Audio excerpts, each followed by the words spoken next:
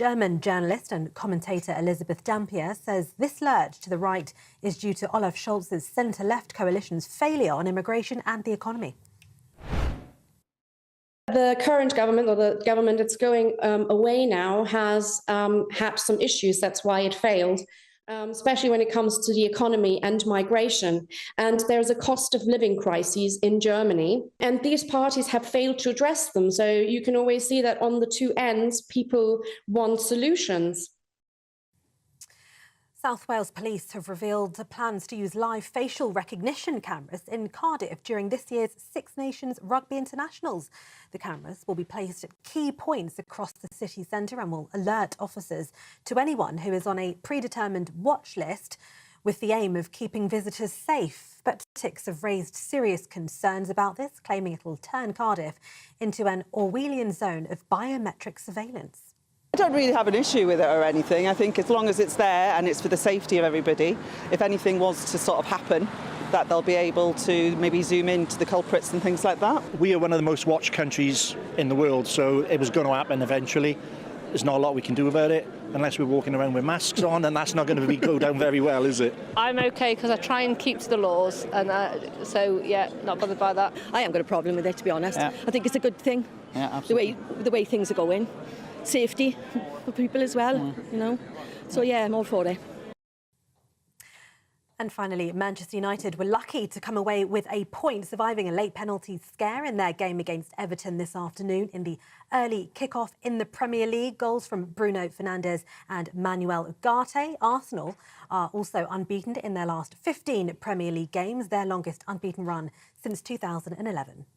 Those are the latest GB News headlines for now. More in half an hour.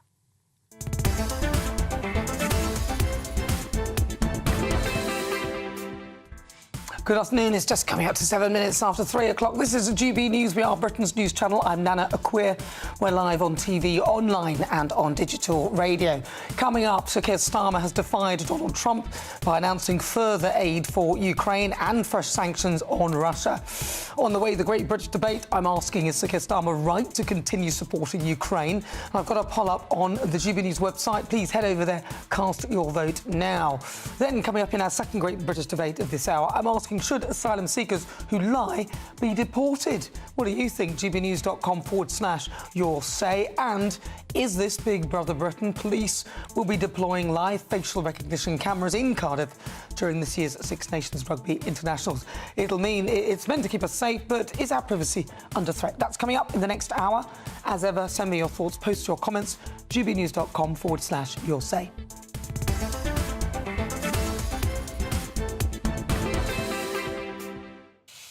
So Sir Keir Starmer has told Ukrainian President Zelensky that he would discuss safeguarding Kyiv with Donald Trump as he reiterated the country's ironclad support.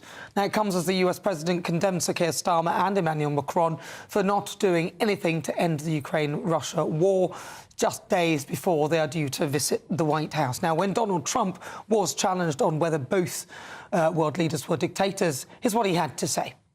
I think that President Putin and President Zelensky are going to have to get together because, you know what, we want to stop killing millions of people. Well, I think we'd all agree with that sentiment. But joining me now is GB News reporter Adam Cherry, who has been at a pro-Ukrainian protest this afternoon. Now, look, what are people saying to you and what are they saying in their protest? What is the main issue for them? Well, Nana, the protest wrapped up just a few minutes ago here. We're standing outside the Russian embassy. It began outside the Ukrainian embassy, actually, by the statue of St. Vladimir, snaked through central London, all the way protesters saying things like Russia is a terrorist state, get out of Ukraine and so on. Familiar phrases that we've heard since that war began, since that invasion began.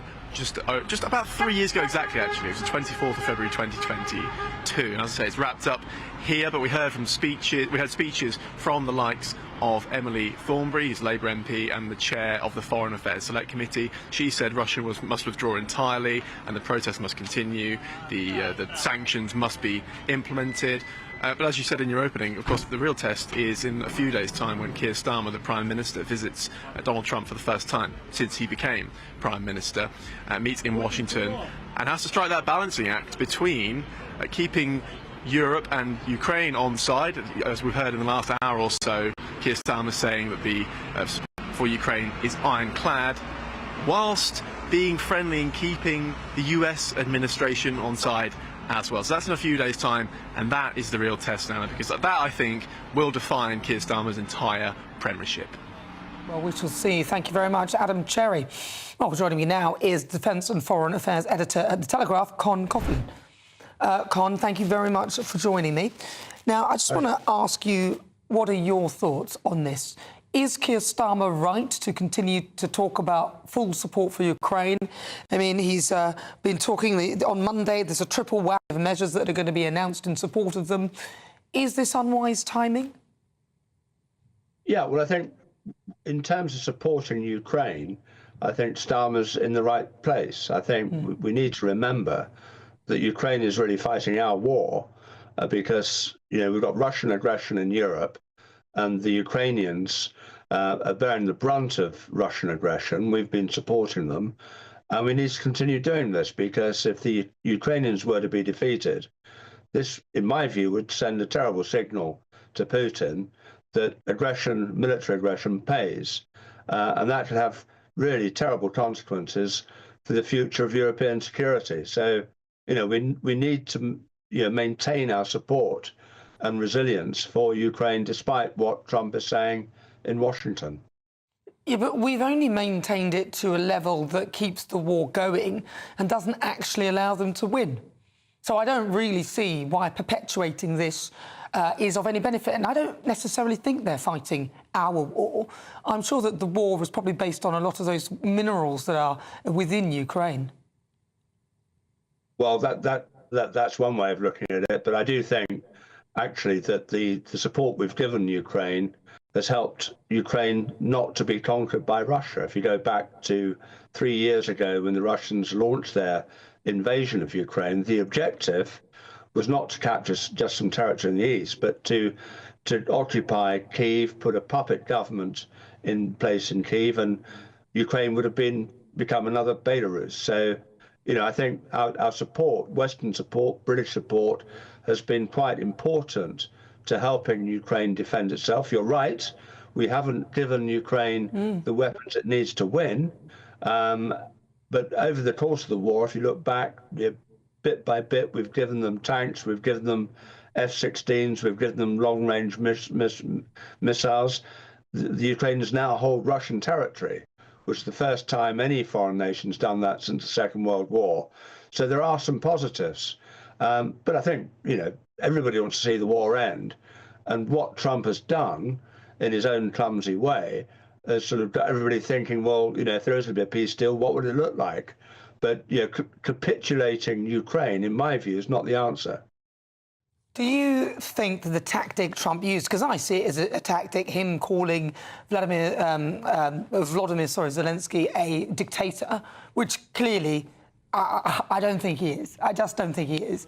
But the dictator is absolutely Putin.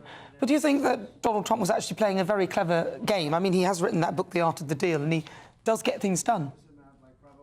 Well, he does get things done. I can't say that attacking the president of an ally like Ukraine is the way to go about it. But let's not forget, Trump and Zelensky have history. And Trump got very upset with Zelensky when he was last president, and he wanted Zelensky's help to find some disobliging material about Hunter Biden, who'd been doing business deals in Ukraine, and Zelensky didn't cooperate. And so now Trump's back in the White House. He's trying to get rid of Zelensky. Now, whether that's a good thing or a bad thing for the Ukraine cause, we will have to see. But I think, you know, if you're sitting in Russia and you see Trump's attitude to Zelensky and the fact that Trump just wants to deal with Russia and nobody else, that makes Putin feel very good, and I think we should be concerned about that. Why? Because we need to speak to Putin. Nobody could really get through to Putin apart from King Well, Jong-un I mean, you said, didn't you? Who's the and dictator other there? dictators. Nobody could get through to him, so at least somebody's talking. They've got him talking, and now he's suggesting that both him and Zelensky meet, which is good if Putin and... I mean, I don't know if either of them will survive the meeting or whether either of them will actually get to the meeting, as we saw what happened to Prigozhin. But, you know, it's a good thing that they should meet and talk. Well, I agree. I mean, if there is a basis for a deal, I mean, I think, you know, before they meet, there has to be some kind of an outline deal agreed. And, you know, Russia wants its territory back. Ukraine wants its territory back. There's lots to talk about. But, you know, I think we're a long way away from that, to be honest. And, you know, I do think we should remember that, in my view, Putin is the aggressor. He started this war. He's also threatening the rest of Europe. You know, the Russians are meddling around with undersea cables. We've had the Salisbury attack here in the UK. You know, we've got to show Putin that we are prepared to defend our freedoms, and any sign of weakness by the West will encourage Putin to be even more aggressive. So, you know, let's not forget who the real dictator is in this. I don't think we've forgotten who the real dictator is. I mean, most people heard those words and were slightly horrified. I think Trump's, you know, ratings went down, approval ratings sank for the first time for quite a bit. So nobody's listening, but at least they're talking. Thank you very much, Con Coughlin. Really good to talk to you. That is, of course, Con Coughlin. He is the Foreign Affairs, Defence and Foreign Affairs Editor at The Telegraph. Right, well, you're with me. I'm Nana Akua. This is GB News. We're live on TV, online and on digital radio. But it's fast approaching 17 minutes after 3 o'clock. Coming up next, is Sir Keir Starmer right to continue supporting Ukraine? This is GB News. If you want your news to be straight talking... This is a nightmare for the Conservatives again. Down to earth, down to earth. It's not just Nottingham where this is happening, is it? And most importantly, honest. Hard-working, middle-class taxpayers, they'll get their book thrown at them. Then catch me, Martin Daubney, Monday to Friday, 3 till 6 p.m. on GB News, Britain's news channel. Martin Daubney, weekdays from 3 p.m. Sadly, on the 18th of December last year, I was 9:20 in the morning in London on Woolwich Manor Way, going about my business to deliver something to someone, and I heard a banging on my car door. The handle was being rattled, but I locked my door in London, Martin, and the next thing I knew was a fist with something metal just punched through the driver's window into my face and knocked me over to the passenger seat. I had a wonderful angel called Bobby, who was my witness, who saw it happen. We got to hospital in Essex. They couldn't deal with it because it was a bad injury, and I ended up in Moorfields Hospital on the 19th. My lovely wife was incredible. I had an operation, and currently, as I sit opposite you, I have 6 stitches holding my eyeball together, and I've got at least 3 more operations to hopefully get my sight back. Now, the astonishing thing about this is it was just a random act from some nutter. It's changed your life forever. The moment you can't see, your cornea is dislodged, you need to go undergo major eye surgery. But, Mike, a lot of people will be saying the obvious thing. Why has nobody been nicked? Well, I know Woolwich, right? You can't drive through Woolwich without getting a ticket for Ulez, right?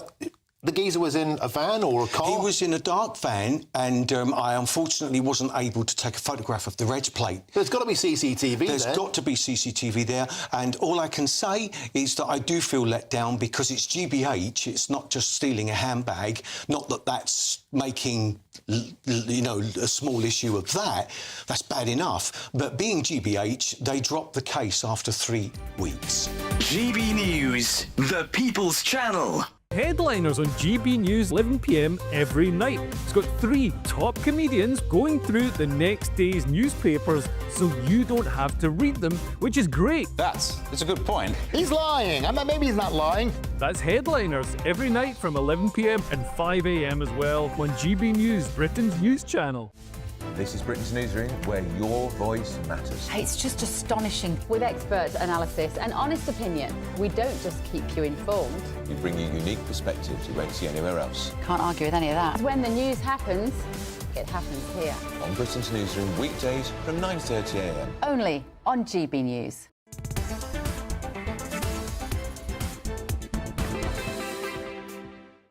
Good afternoon, you're with GB News. We are live on TV, online and on digital radio. If you've just tuned in, welcome. It is only the start of the show, so you missed too much. I'm glad you're here. I'm Nana Akua. It's time now for the first great British debate of this hour. And I'm asking, is Sir Keir Starmer right to continue supporting Ukraine? Now, the Prime Minister is set to announce a new package of support for the war-torn country, despite Donald Trump piling pressure on Kyiv to back down and accept a peace deal with Russia. Now, the split seems to be widening between the US and Europe. So, for the Great British Debate this hour, I'm asking, is Sir Keir Starmer right to continue supporting Ukraine? Now, I would liken the support to, you know, when you've got a guy who sort of likes you, doesn't like you, will never marry you, but just gives you just enough affection for you to carry on seeing them. This is the kind of thing we've been doing, supplying Ukraine with arms, knowing full well that we're not supplying them enough to win. So is it just time to say, hey, look, let's stop this? Well, joining me now is broadcaster and columnist Lizzie Cundy, and also former Labour advisor Matthew Torbett. I'm going to start with you, Matthew Torbett. Yes. So what do you think of this? Where are your thoughts on this? I think on the question of whether Keir should continue to support Ukraine, I'm not aware of another alternative at the moment. Does he therefore do what Trump appears to be doing and almost supporting Russia? Does he sit on the fence and decide to pull out when the rest of our allies are continuing to support as it stands? I think we have to support them. For how much longer, I don't know. There appears to be a deal willing to be done. What that deal looks like, we'll have to wait and see. And I think it has to be fair to Ukraine, because ultimately they are a sovereign state that has been invaded. And ultimately we should stand against things like dictatorships and those that aren't elected and think they can just drive into countries willy-nilly and take what they want. So I think he should, yes. Trump has called him a dictator. Yes. Vladimir Zelensky, a dictator. And so if we should stand against dictatorships, and Trump did point out that they haven't had elections, although I don't know how you do that in a war zone. But, you know, he is in charge, and he has been for quite some time.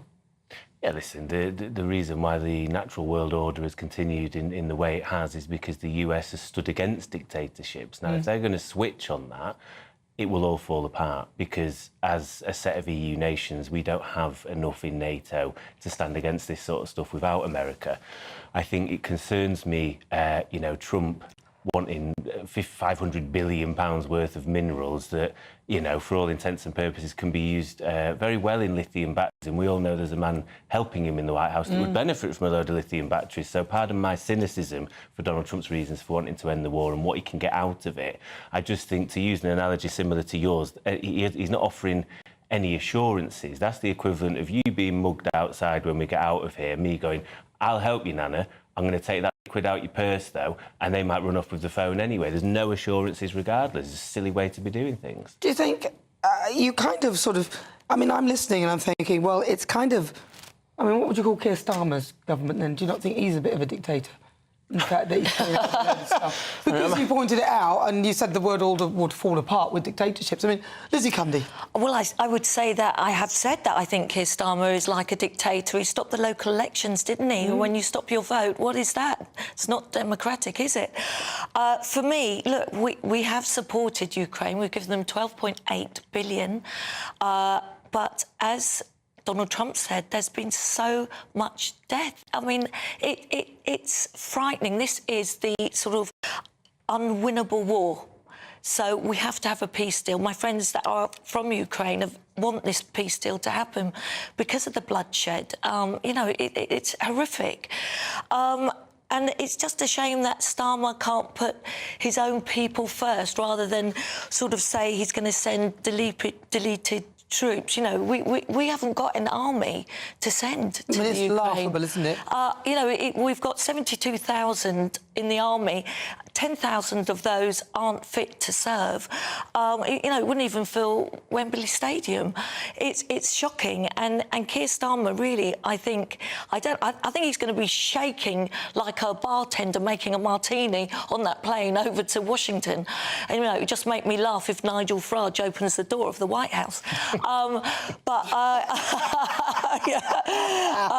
you know, but this war has got to end because it's going to win this. We need a peace deal, and if Trump does it and he wants the Nobel Peace Prize, whatever way, surely the only way is to get peace, and if whatever way he does it is a good thing. What's wrong with him, though, taking the cloak off and saying, actually, I'll take your rare earth minerals and this and that, and because that is really, in my view, what this is ultimately about, isn't it? That's what I think.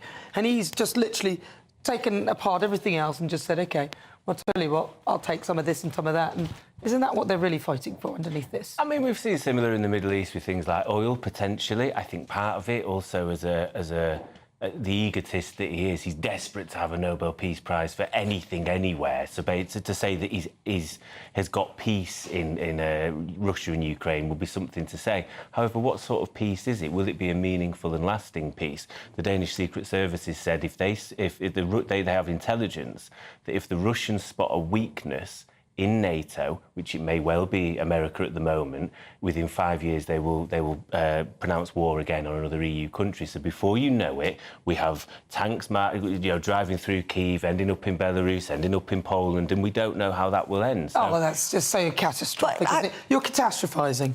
Oh, but don't you think we have to thank Trump because it was a wake-up call to everyone in Europe saying, you know, your defence is depleted. You need to, you know, this is urgent. You need to do something. Stop piggybacking on us. You know, I think what he said was truthful and it gave everyone a shock. And look at our army. As I said, it's pathetic. I agree, and there's two things on that. The reason the army's in the state it is the cuts that have come over the last 14 years. We now have a smaller army since the Napoleonic era. It's just laughable. On the other side of that, armed warfare, you know, as much as we have nuclear weapons, it's more going to be biochemical weapons, it's going to be cyber security, and it's not quite the same bullets and bombs that what we would have had in the 1940s. With regards to thanking Trump, I wouldn't go as far as that. I would. The other argument I would add to that, though, is if you want to claim you're the global superpower, unfortunately, you're going to be the one leading the way in that instance. If it's not going to be China, it's going to be you, and therefore, what chance has anybody else got than be on your coattails because you're the one leading the way? You're supposed to be ahead of America at this point. Yeah, but if you want to prevent war, you really have to spend in your defence. You know, if you want peace, I agree. You have to prepare as if war is going to happen, and we haven't done that. We've rested on our laurels, and this Trump has given everyone a wake-up call, and it's frightening times. But I think Keir Starmer is doing the wrong thing. He needs to be friends with Trump. All they have done in the past is slate him. They've done terrible remarks about him, from racist. I mean, you know, David Lammy, what he said was absolutely abhorrent. And you know, now we've got to try and make a deal with Trump to make this work out. I think he will. I think he knows it's in the country's interest to go over there, and I think the reason for the troops comment, actually, I think is actually more of a cynical political game, because he knows he's visiting, whereas it was last week. Which comment specifically? To say that we will put 30,000 troops on the ground as part of a peacekeeping deal. We're not going to war, but we will have them on the border to ensure there is a lasting peace. Now, we haven't really got 30,000 troops to spare and still have an army left. We haven't really got an army. However, I think it's him showing to Trump, look, we will do our bit. Well, I'm coming out. Who's falling for that, though? You've seen that can't be true. We've all seen it can't be true. We know the state of our own armed forces. For him to say 30,000 troops, I don't know what he's thinking that we can't see. It's quite patronising, really. It is so patronising. I think Keir Starmer thinks, oh, this is my Falkland Islands moment. I'm going to be the hero. He hasn't got an army. I mean, come on. It's pathetic to say that. And I don't think Trump takes Keir Starmer or Macron at all seriously. Look at our own borders. They can't even stop the boats. We've given France half a billion, and they've done absolutely nothing. Look, more are coming over. You know, keep saying smash the gangs. What's happened to that? He can't smash the ice off his windscreen smash the gangs on his car. Platitudes, and you know, I don't see the reason for why we can't process people offshore. It doesn't have to be as far-flung as Rwanda, but Boris Johnson in 2021 had his own opportunity when the French Interior Minister said, look, we need a safe and legal route. This isn't good for either of our countries. Seeing people die in the Channel, it's harming our electoral chances. It'll certainly harm yours. And they said, we will process them at Calais. And Boris Johnson said no. He fell out with Macron that week and decided to be the only member of the European countries that attended to not turn up. So we've had opportunities to solve this, and I think we could. And I don't know if smashing the gangs is really the right way forward. I think you can process people digitally, offshore, and therefore you know who these people are, if they're coming and if they're genuine, rather than people dying in the Channel unnecessarily and also flinging the documents in the Channel on the way across. But Matthew, what would you say? We keep giving money to the Ukraine. It's not, no one is winning this war. Just more lives are lost and more money spent. It's just a waste what I would say, of blood and treasure, and it has to stop. No, I agree. And listen, I'm no warmonger. I don't want to see any war anywhere. However, if we hadn't have helped Ukraine stand up to them in what is probably an unwinnable war as far as pushing them further and further back, they'd have taken over the whole of that country, and that is totally unacceptable, and we should always stand with allies against any behaviour like that, and I would hope others would do it for us if we were ever so unfortunate. Well, it's not, there's more to it than that, obviously, because the Budapest Memorandum, which was signed by the UK and Russia as well, to protect Ukraine should they get rid of their nuclear arms, which then Ukraine got rid of and believed that we would support them. So we have, an actual agreement, a treaty where we will help them at times of war. So that's probably the main reason why we should be doing it. But a lesson to those out there, those who think you should get rid of nuclear weapons, have a think about it, because it doesn't really make any sense, does it? Lizzie Cundy, Matthew Talbot, thank you very much. They will be with me for the next few hours. If you've just tuned in, it's just coming up to 3:30. I'm Nana Akua. This is GB News. We're live on TV, online and on digital radio. Coming up next, should asylum seekers who lie be deported? But first, let's get your latest news headlines with Tatiana Sanchez.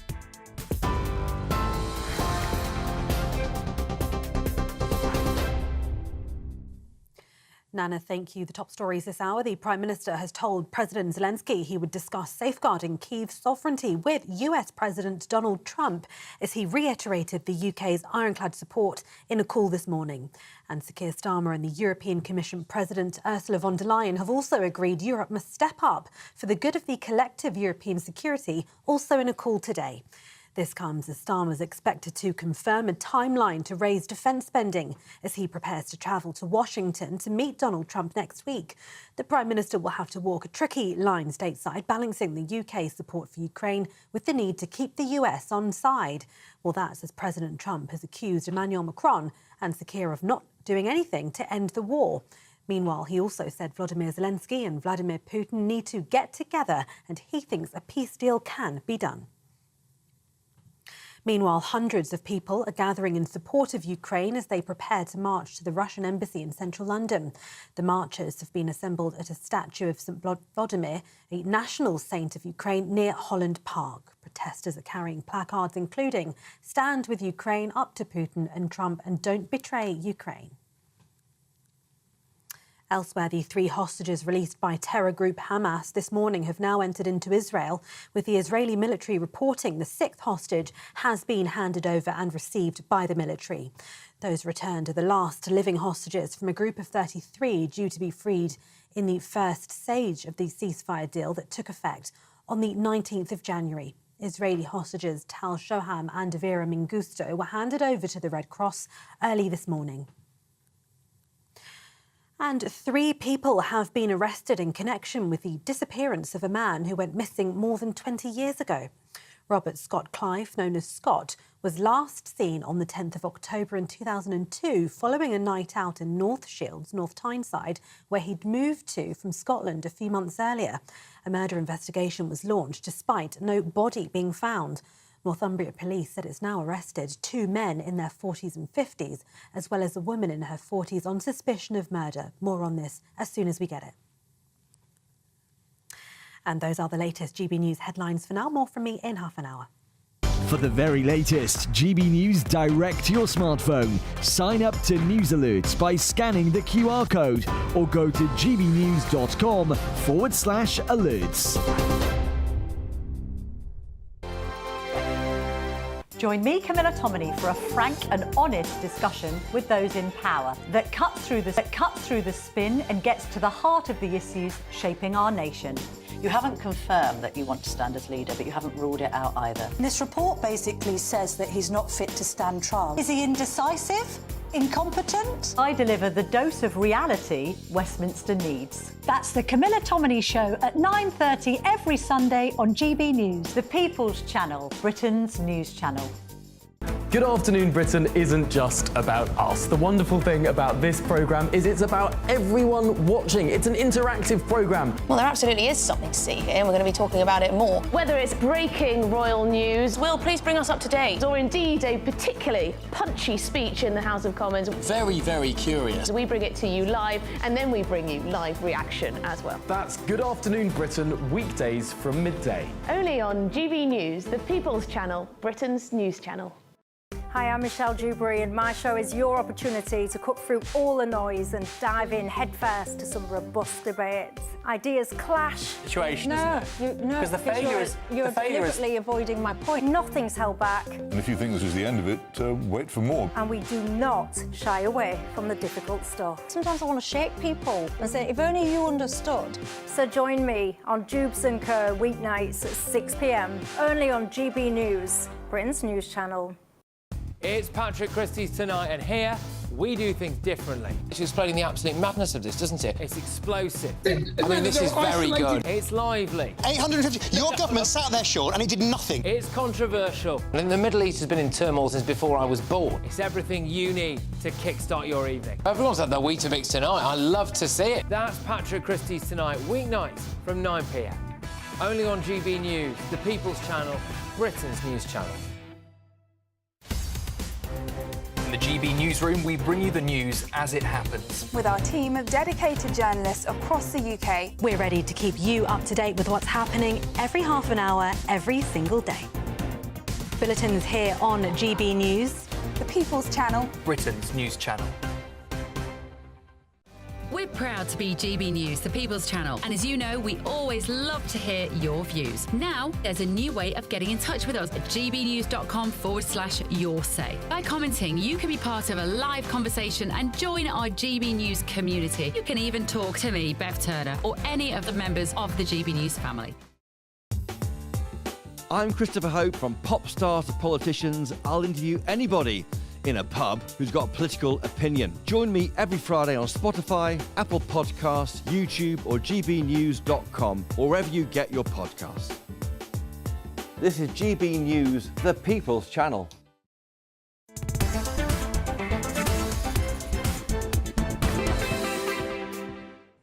Good afternoon. It's just coming up to 37 minutes after 3 o'clock. Welcome back. I'm Nana Akua. This is GB News. We are Britain's news channel. Don't forget as well, you can download the GB News app. It's completely free. But it's time now for our great British debate of this hour. It's the second one.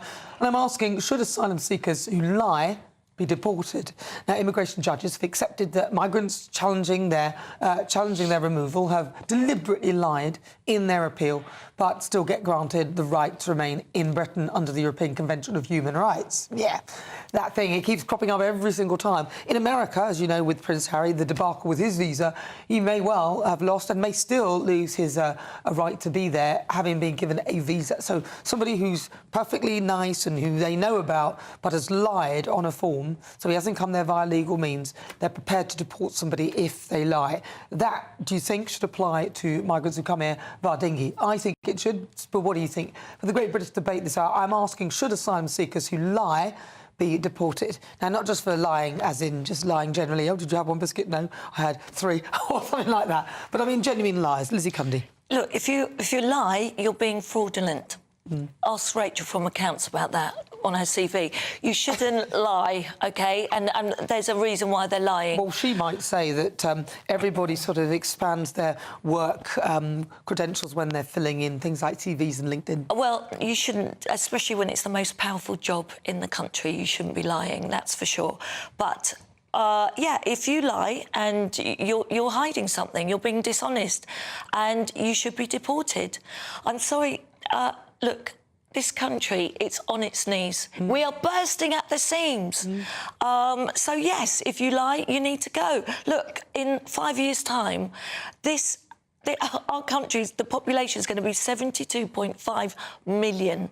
There's going to be another 5 million here. We can't keep going like this, Nana. Our economy's on its knees, our infrastructure, our housing, NHS, the current waiting list for, for social housing is 1.29 million. We can't do it. So if you lie, I'm afraid, no, it's dishonest, it's fraudulent, you need to go. You never embellished your CV? No, I haven't. I actually haven't. It's amazing. I have been in a musical and written a book, and all of that is all true. Have you embellished your CV? Yes, I did, to ensure I got the job to originally go into Parliament. Really? What did you say? What was the lie? I said that I had worked in communications for 2 years, and I'd never worked in communications. And my logic... I've already said this before, but this is not sort of a big shock. My thing was, I didn't know anyone in Parliament. Like lots of people, they get jobs through nepotism, they may know people, their dads were MPs and whatever else. And I knew I could do the job, but I hadn't the experience necessary. And I thought, if I don't say I've got this, I won't get the job. Lo and behold, I got the job. Lo and behold, I did the job for 7 years for different MPs, and I think largely people would say made a decent success of it. So I was right in what I was doing. If you're doing it as Chancellor, and also the lies that Rachel made, if you've done 5 years at the Bank of England, say 5 years. Why are you saying 10? Because she doubled it. She can't count and she's not very good at it. Maybe that's the case. Maybe that's the case. And that right there is why she shouldn't be doing the job. That's just my view. No, well, maybe that's the case. But I understand why people may do it. And I think, especially when you feel the odds are stacked against you, coming from a sort of working class background where you don't have those inroads or those cheat codes of maybe going to the right school or whatever else, I think most people I know have embellished it ever so slightly. Embellished ever so slightly, yeah. But, if you're going to be a member of Parliament and you are somebody who will be exposed if you make things up or embellish things in such a manner where you actually double your experience and then you're dealing with numbers, it doesn't look so good. And even, especially when you've also had a parliamentary credit card suspended with over £4,000 worth of... I could go on, but I won't. Let's get back to the subject. Yes. Let's talk about asylum seekers. They've come to this country illegally. It is, obviously, they come here. I'm not prepared to call them undocumented migrants. In my view, the crossing is illegal. So, in my view, they've come here illegally. Now, they get here. Now they start lying. If they're found to be lying, so some of them, one saying he's 13 when he's actually 30, and other lies like that, should they not simply be deported straight away? So I think, at risk of annoying you both, it isn't black and white. I think there's an argument to say it depends what the lie is, and you could treat each case by case. I think that takes a lot of time. There's already a big backlog. As Lizzie said, there's certain elements of our infrastructure that can't currently cope. But I think it may depend, because if I park my cynicism for once and say somebody is a genuine asylum seeker, we all know there are people that game any sort of system in life, and that's unfortunate. But somebody actually is, and they were to borrow a term we've just used, embellish slightly, because they don't think they will be granted asylum based on their actual experiences. That is no doubt terrifying. Well, if they don't think they should be granted asylum from their actual experiences, then they shouldn't be granted asylum. Because if you're making something up or you're embellishing something so that you can stay, like saying that you will be persecuted because you're gay when you're not really gay at all, you're straight, and there's... then... I think that's different, though. I wouldn't say that's embellishing. That is a straight-up lie. If you're lying about sexuality, age, that is a lie. If you have genuine fear and persecution, if you've made something a grey area, that doesn't mean you still don't feel fear and persecution for not being there. But that also means that we have a choice whether to accept that. Yeah, no, totally. And I think what it comes back to is similar to what I said before the break. I think if you were to deport people for lying, that upholds the idea of a proper immigration service and a proper Home Office. We don't have one of those, and we've not had one for years. It's totally dysfunctional. It doesn't work. You can't look, embellishing, exaggerating, a little white fib, that's a lie. It's still a lie. And you can't have people coming over here lying about themselves for their reasons to stay in this country. It doesn't work like that, Matthew. Can I ask you, Jonathan? OK, so just say I have come here legally and I lie on my forms. I'm warned that if I go to any other country legally and lie on my forms, they can deport me. So why is it OK in the case of an asylum seeker? Well, because as you've covered, the ECHR covers it, and that's probably. I know. I let that one go. Don't worry. I let that one go. No, I think obviously it's covered by the ECHR. I think it builds up the argument for people want to have that we should leave the ECHR. I don't think it's a silver bullet that it's sold by. I have my concerns over leaving it. I think it protects elements of free speech that we talk about a lot. Buried in the ECHR, you have the Human Rights Act, and therefore that Section 10 of that protects your right to free speech, and therefore people shouldn't be being jailed or whatever. Yeah, but can't we draft our own version of it? After all, we were involved in drafting this particular version. Why can't we just abandon this version and draft our own? Surely we can trust ourselves to create something that is more fitting for this current environment, because we were part of the drafting of the first one, so we are obviously very qualified and talented. Well, I've always said we need to leave the ECHR, I'm afraid, and we should have taken the policy that Australia took, and that some say it's severe, but look, they've sorted out their immigration problem totally. I'm sorry, if you're coming over illegally and you're telling lies, you get deported, you get sent back. It's the only way, and I'm sorry, we are only a small island. We are bursting at the seams. We can't afford to have people here that are lying. Sorry, end of. Listen, it's a fair point. I think I wouldn't say we're bursting at the seams because of people. Have you tried to get a doctor's appointment? Yes, but how long does it take you? You're proving my point for me. It's not because of the people, it's the fact that we don't build. So we have more land in this country dedicated to golf courses than we do houses. No, that is not. No, that's not the point. No, it's not, and I don't buy that at all. It's because a lot of the money, a lot of the resources are going to other things that really are not really in our interest as a country in terms of housing people who've come to this country via small boat. That's millions a day, over 8 million a day. We could be spending that on training our nurses or doing something else. So I'm talking about the opportunity cost, which is the cost of doing the other thing when you could be investing it in our services for the people who are currently here. But £8 million a day, 4 million of that is in London, and that's for temporary accommodation across the board. That is people, single mothers in Brent that are waiting 20 to 25 years for a 2 or 3 bed house. That is not just, you know, Joe Bloggs that's come over on a boat. I'm talking about the hotels and the housing for asylum seekers. But Matthew, the amount that's coming in, and what I just said, what the population will be in 5 years, 72.5 million. If you built a house every 2 minutes, there wouldn't be enough houses. I have no problem with spending that money on people who are already in this country, who work and put the taxes in, or people who are entitled to that because of our services. I do have a problem with that being spent on housing people in hotels, because the asylum system that we have in this country is shot to bits, and we are relying on the ECHR, an old bit of legislation that we helped draft. We could create our own. Right, well, stay with me, loads still to come. If you're in search of some winter sun, here is the forecast for some of the top European holiday destinations. Ready to soak up that holiday sunshine?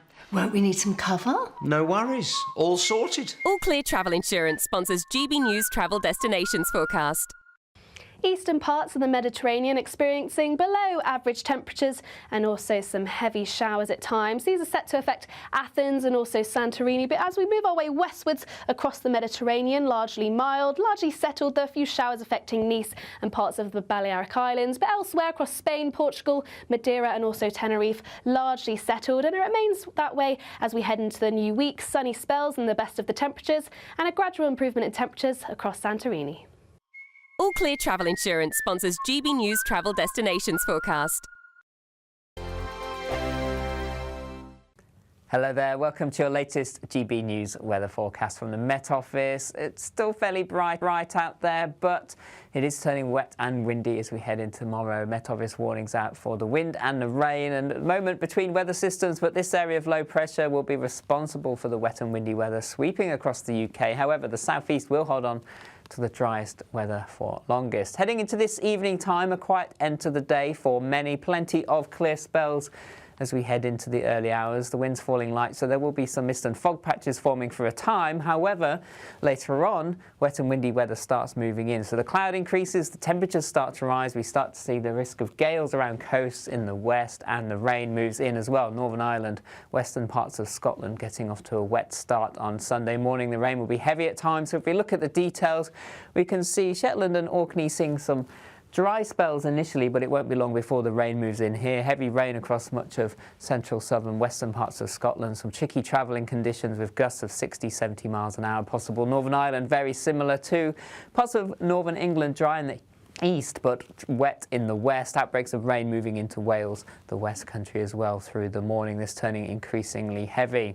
As we move through the day, we can see still some sunshine just about holding on to the far southeast, remaining dry here until later on in the afternoon. This band of rain slowly pushing south and eastwards. Some tricky travelling conditions, strong winds 40, 45 miles an hour quite widely. Temperatures in double figures, but add on the strength of the wind, 50, 60 miles an hour. It will be feeling cooler out there as well. So there could be some local travel disruption through into the evening time. Flooding is possible. Met Office rain warnings also out across western parts of the UK. Into the evening time, the rain reaches the southeast, something a little blustery coming into the northwest. And the outlook for next week is more of the same. Sunny spells, scattered showers, temperatures largely above average. This is Britain's Newsroom, where your voice matters. It's just astonishing. With expert analysis and honest opinion, we don't just keep you informed. We bring you unique perspectives you won't see anywhere else. Can't argue with any of that. When the news happens, it happens here. On Britain's Newsroom, weekdays from 9:30 a.m. Only on GB News. If you want your news to be straight talking... This is a nightmare for the Conservatives again. Down to earth. It's not just Nottingham where this is happening, is it? And most importantly, honest. Hard-working, middle-class taxpayers, they'll get their book thrown at them. Then catch me, Martin Daubney, Monday to Friday, 3 till 6 p.m. on GB News, Britain's news channel. Headliners on GB News 11 p.m. every night. It's got 3 top comedians going through the next day's newspapers so you don't have to read them, which is great. That's a good point. He's lying. I mean, maybe he's not lying. That's Headliners every night from 11 p.m. and 5 a.m. as well on GB News, Britain's news channel.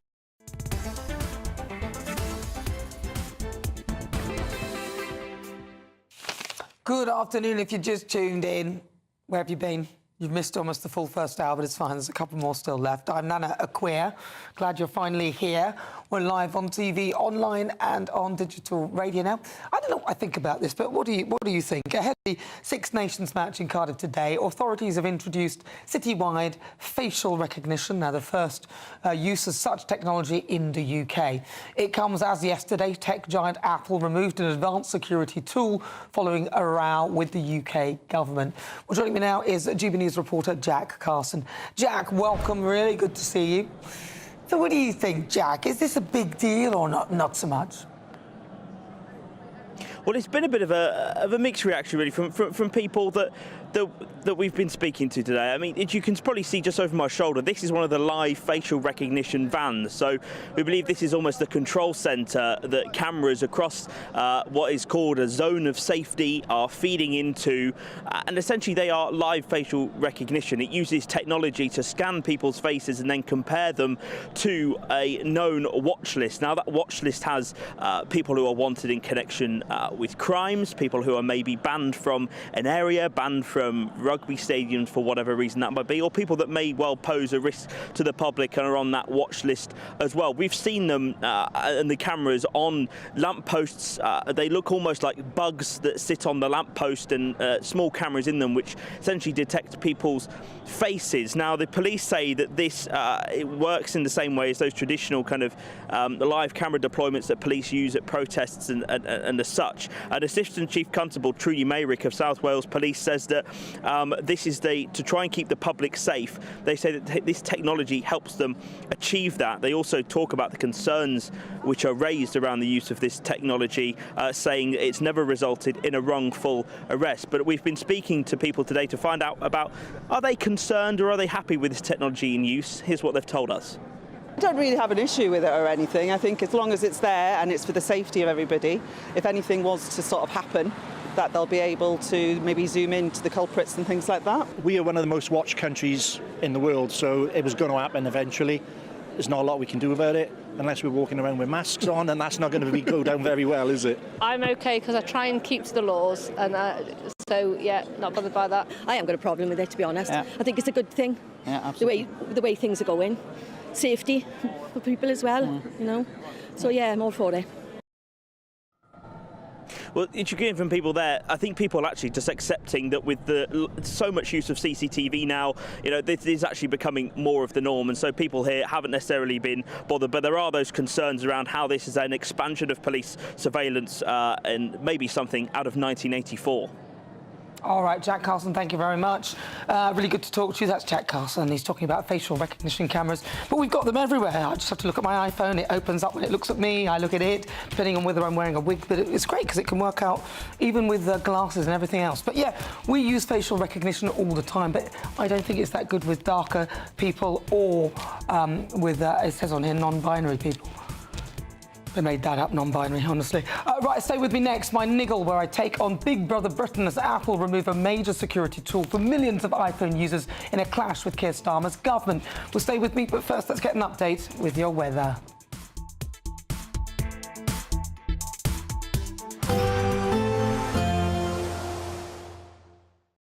Expect a warm front, moving from the kitchen right through to the rest of the house. Boxed Boilers, sponsors of weather on GB News.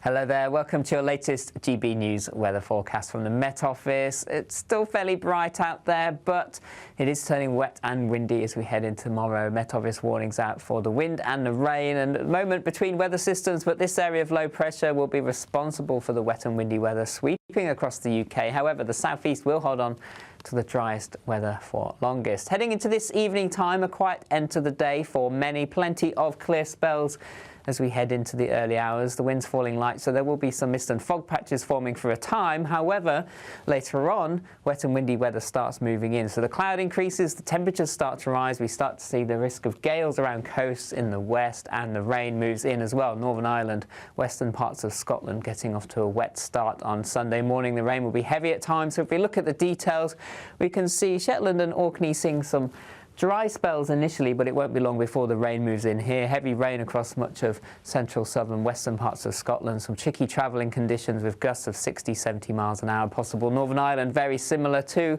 Parts of northern England dry in the east, but wet in the west. Outbreaks of rain moving into Wales, the West Country as well through the morning. This turning increasingly heavy. As we move through the day, we can see still some sunshine just about holding on to the far southeast, remaining dry here until later on in the afternoon. This band of rain slowly pushing south and eastward. Some tricky travelling conditions, strong winds 40, 45 miles an hour quite widely. Temperatures in double figures, but add on the strength of the wind, 50, 60 miles an hour. It will be feeling cooler out there as well. So there could be some local travel disruption through into the evening time. Flooding is possible. Met Office rain warnings also out across western parts of the UK. Into the evening time, the rain reaches the southeast, something a little blustery coming into the northwest. And the outlook for next week is more of the same. Sunny spells, scattered showers, temperatures largely above average. We can expect clear skies, leading to a light and warm day ahead. Lovely. Boxed Solar, sponsors of weather on GB News. There's just 2 weeks left to grab your chance to be one of 2 big winners in our latest, greatest Great British giveaway. First, you'll win a totally tax-free £10,000 in cash to spend however you like. You'll also receive the very latest iPhone 16, and we'll send you on a shopping spree with £500 to spend in your favourite store. For another chance to win, text cash to 63232. One entry costs £2 plus 1 standard network rate message, or text bonus to 63232. 5 entries cost £5 plus 1 standard network rate message. Go to gbnews.com/win. Entries start from just £2. Call 0903 681 3232. Calls cost £2 plus your network access charge, or post your name and number to GB11 PO Box 8690 Derby DE1 9TT. UK only. Entrants must be 18 or over. Lines close at 6 p.m. on the 7th of March. Please check the closing time if listening or watching on demand. Mornings don't have to be tiresome, especially if you have the right company. Wake up to news as it happens, opinion and debate, and of course, a little bit of entertainment too. Because when the kettle's on, we're on. That's Breakfast on GB News, a show worth waking up for. Every morning from 6 a.m. Only on the People's Channel, Britain's news channel. We'll spread the news, you spread the word. Hi, I'm Michelle Dewberry, and my show is your opportunity to cut through all the noise and dive in headfirst to some robust debates. Ideas clash. Situation, isn't it? Because the failure is you're deliberately avoiding my point. Nothing's held back, And if you think this is the end of it, wait for more. and we do not shy away from the difficult stuff. Sometimes I want to shake people and say, if only you understood. So join me on Jubes & Co. weeknights at 6 p.m. only on GB News, Britain's news channel. Join me, Camilla Tominey, for a frank and honest discussion with those in power that cuts through the spin and gets to the heart of the issues shaping our nation. You haven't confirmed that you want to stand as leader, but you haven't ruled it out either. This report basically says that he's not fit to stand trial. Is he indecisive? Incompetent? I deliver the dose of reality Westminster needs. That's the Camilla Tominey Show at 9:30 every Sunday on GB News. The People's Channel, Britain's news channel. Good Afternoon Britain isn't just about us. The wonderful thing about this programme is it's about everyone watching. It's an interactive programme. Well, there absolutely is something to see here, and we're going to be talking about it more. Whether it's breaking royal news, Will, please bring us up to date. or indeed a particularly punchy speech in the House of Commons, Very, very curious. we bring it to you live, and then we bring you live reaction as well. That's Good Afternoon Britain, weekdays from midday. Only on GB News, the People's Channel, Britain's news channel.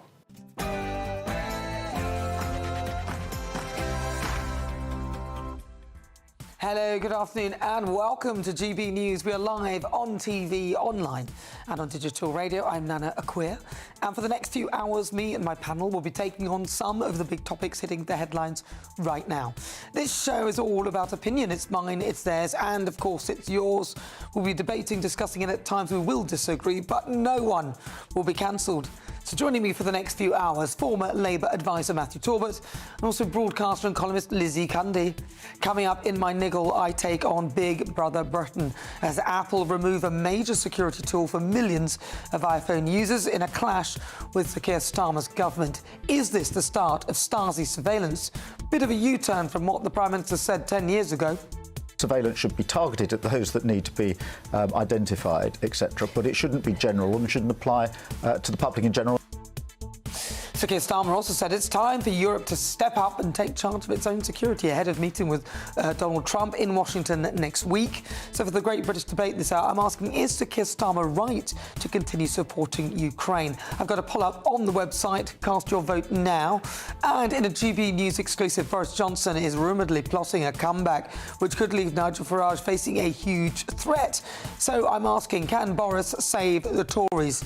Difficult Conversations is also on the way in the next hour. I'll be speaking to Bhupinder Sandhu, a mindfulness coach who's raised $1,500 for mental health, and he'll be walking 160 miles. I'll be speaking to him ahead of his challenge as he prepares for his walk. But before we get started, let's get your latest news with Tatiana Sanchez.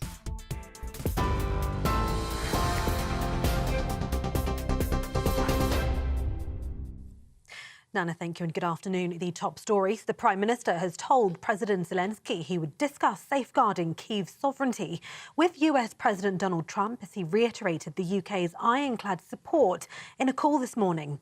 And Sir Keir Starmer and the European Commission President Ursula von der Leyen have also agreed Europe must step up for the good of the collective European security in a call today.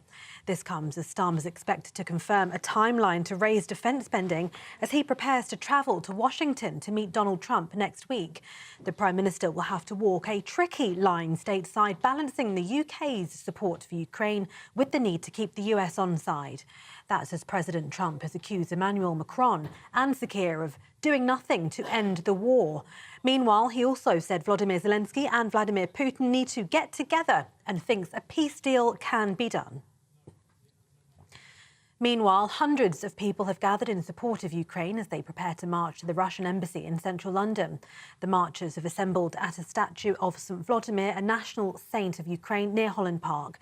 Protesters are carrying placards including "Stand with Ukraine up to Putin and Trump," "Don't betray Ukraine," and "Ukraine defends peace for the entire Europe." Elsewhere, the 3 hostages released by terror group Hamas this morning have now entered into Israel, with the Israeli military reporting the 6th hostage has been handed over and received by the military. Those returned are the last living hostages from a group of 33 due to be freed in the first stage of the ceasefire deal that took effect on the 19th of January. Israeli hostages Tal Shoham and Avira Mengusto were handed over to the Red Cross early this morning. This comes as Israel's army have reported that the body of Hamas's hostage, Shiri Bibas, has been identified. They say it's likely she was killed while in captivity with her 2 young sons. It follows outrage from the Israeli Prime Minister Benjamin Netanyahu when she was not among the 4 bodies handed over earlier in the week. The Foreign Secretary has called Hamas's failure to return the right body of the Israeli hostage sick and abhorrent. In other news, a 3-year-old girl has died after being hit following a tram crash in Manchester.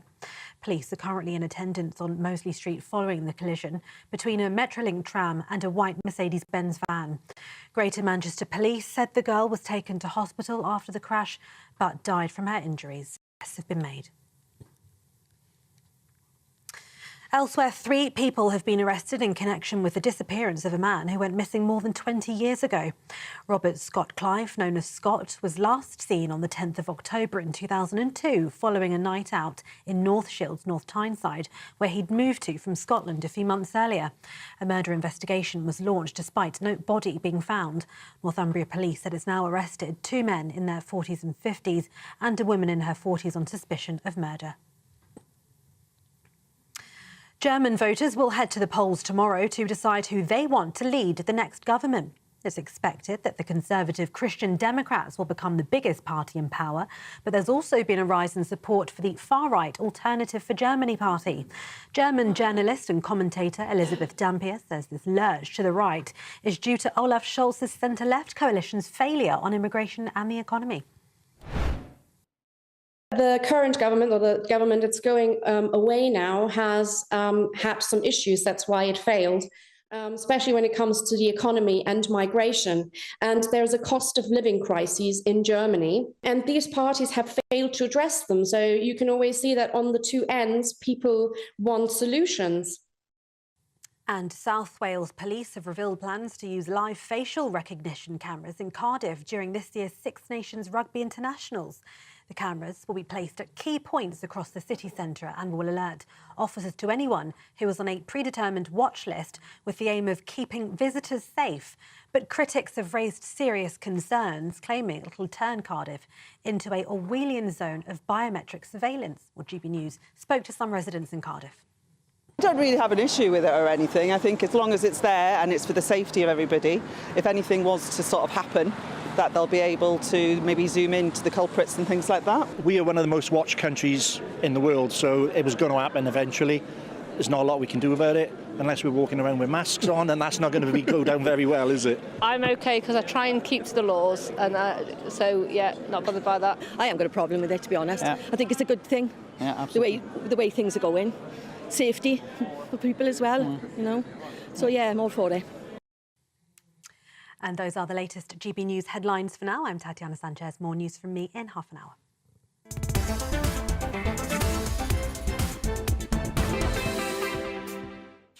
Good afternoon. It is fast approaching 7 minutes after 4 o'clock. You're with GB News. I'm Nana Akua. We're live on TV, online and on digital radio. If I shout, Alexa, play GB News radio, your Alexa, who is listening to your every word and waiting for you to call her name and in many cases recording what you say, is at the ready. Now, I'm sort of OK with that because I bought an Alexa and I can switch her off, just like my iPhone is waiting for me to shout, hey, Siri, and it goes, uh-huh, because like Alexa, it's listening and observing my choices. I've accepted that because I have brought these things into my home and I can switch them off and rest assured that the most sensitive parts of my data are protected from everyone, even though I have nothing to hide, I am comforted by the notion that unless I join a stupid WhatsApp group like Labour MP Andrew Gwynn and spout out a load of guff denigrating people which can then be shared, that unless I am that stupid, I'm safe. But I draw the line at this latest move. The government have requested access to encrypted iCloud data under the Investigatory Powers Act, which came into force under the Conservatives in 2016 and was amended during their tenure in April 2024. Which is ironic because back in 2015, our great leader and freedom fighter, free speech warrior Sir Keir Starmer said this. Surveillance should be targeted at those that need to be identified, etc. But it shouldn't be general and shouldn't apply to the public in general. Really? Well, that was, of course, before he became the party leader. And, of course, now he's the Prime Minister. But now his government want to remove ADP. Now, that is Advanced Data Protection, which is an Apple security feature that provides end-to-end encryption. And this basically means that only you, the user, can access that data. Not even Apple can get their hands on it. It would give the government access to everything in your iCloud storage with a warrant. Think about it for a moment. All your photos, your computer files, your messages, passwords, everything. And if they can get it, so can hackers. Now, this doesn't bear thinking about. I suspect our Home Secretary Yvette Cooper hasn't done any real thinking and, frankly, hasn't thought this through. Her party could find themselves at the receiving end of it. The skeletons are practically falling out of their closet. And on a global scale, it weakens our protection as a nation. Apple would have to create a security backdoor, allowing authorities to access our files. Of course, Apple refused because they could see clearly that people who object to this aren't necessarily hiding things. We are just not so naive as this Labour government to think that access like this will be used for honourable reasons only. In a tweet, Reform MP Rupert Lowe said, "Encryption matters. I want my data to be private, especially from the state. Lots of questions. Why? Why now? Why does the state need this?" Apple rolled over and went to know and want to know why. Do we trust the state with our newly unencrypted data? The answer is no way. Leave our data alone. In another tweet, he pointed out Apple have caved to Labour's overreach, stripping Brits of vital encryption protections that are available in the US and the EU. If the government has access to your iCloud data, then so too do bad actors. This is going to cause chaos with your data. Labour needs to urgently rethink. And David Davis posted, in an attempt to meet the demands of the Home Office, demands made on false illusions of providing security, Apple has been forced to entirely undermine the online security of pretty much every UK citizen who uses an Apple product. Seriously, don't let this go under the radar, because whilst most of us are honest, removing protections like ADP keep us safe from hackers, people trying to exploit our data, and it keeps us safe from an ever-encroaching government. Your information in my hands is fine. I wouldn't be interested in pictures of you nude or emails that you send or anything, unless, of course, I don't like you. But in the wrong hands, or even in the so-called right hands like our government, it's dangerous. It'll mean everything in your iCloud storage is gettable, and that is frightening.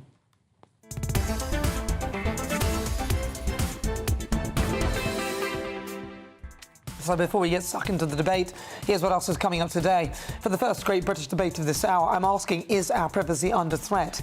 That is, as Apple removes its highest level data security tool for Brits and police deploy live facial recognition cameras in Cardiff. I'll also be asking, are Labour betraying Brexit? Keir Starmer has been cozying up to the EU leaders this week. And I'll have the latest analysis ahead of the German election tomorrow, where hard-right party AfD looks set to make huge gains. All of that is coming up. As ever, send me your thoughts, post comments, gbnews.com/your say.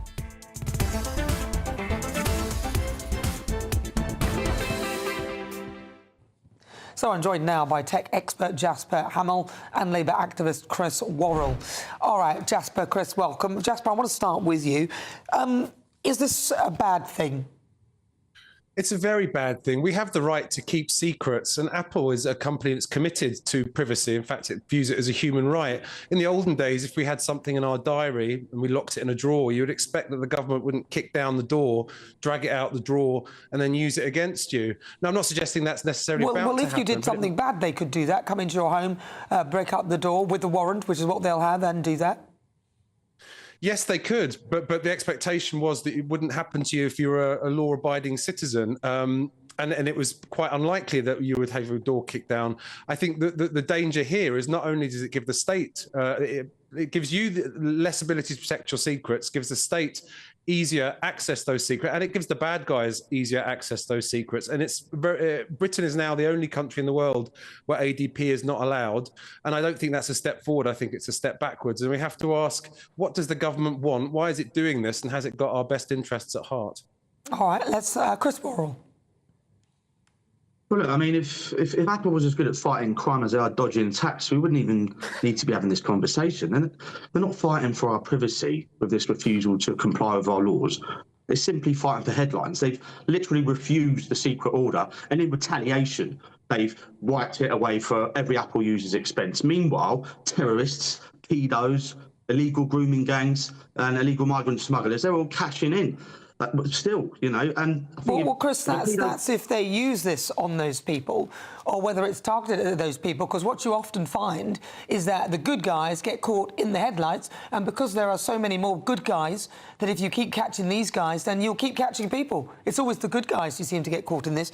The terrorists, hackers, they're the ones who'll take advantage of it. Surely, Chris?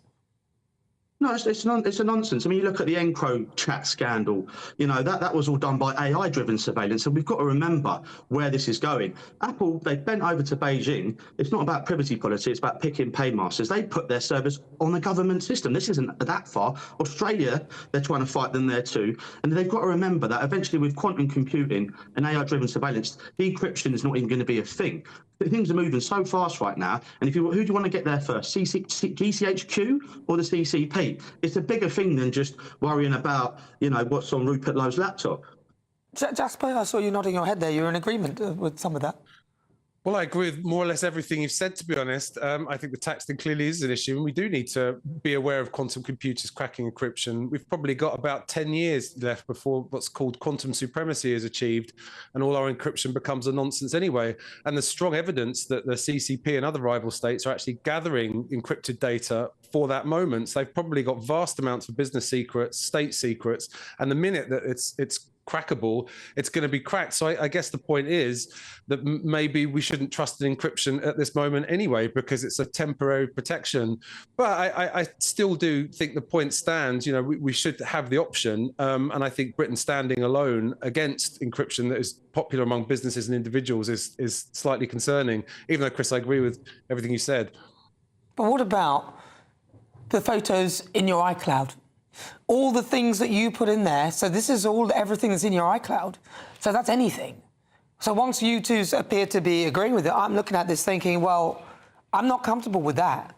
And even if it becomes a thing where ultimately it can be, the encryption can be read and we, you know, where are we going with this then if nothing is private and the government can access all your data irrespective? Chris Worrell. And I'm not worried about what photos you've been taking. What I'm worried about is grooming gangs. What if there's pictures of me, you know, whatever? This is my private thing. What if somebody gets hold of that and tries to destroy my career? No, I don't have any nude pictures, not apart from the ones from university, but that was years ago. And we didn't have. Oh, sorry, I'm joking. But frankly, do you know what I mean? If somebody takes a picture, or even you, Chris, for goodness sake, and uses that against you.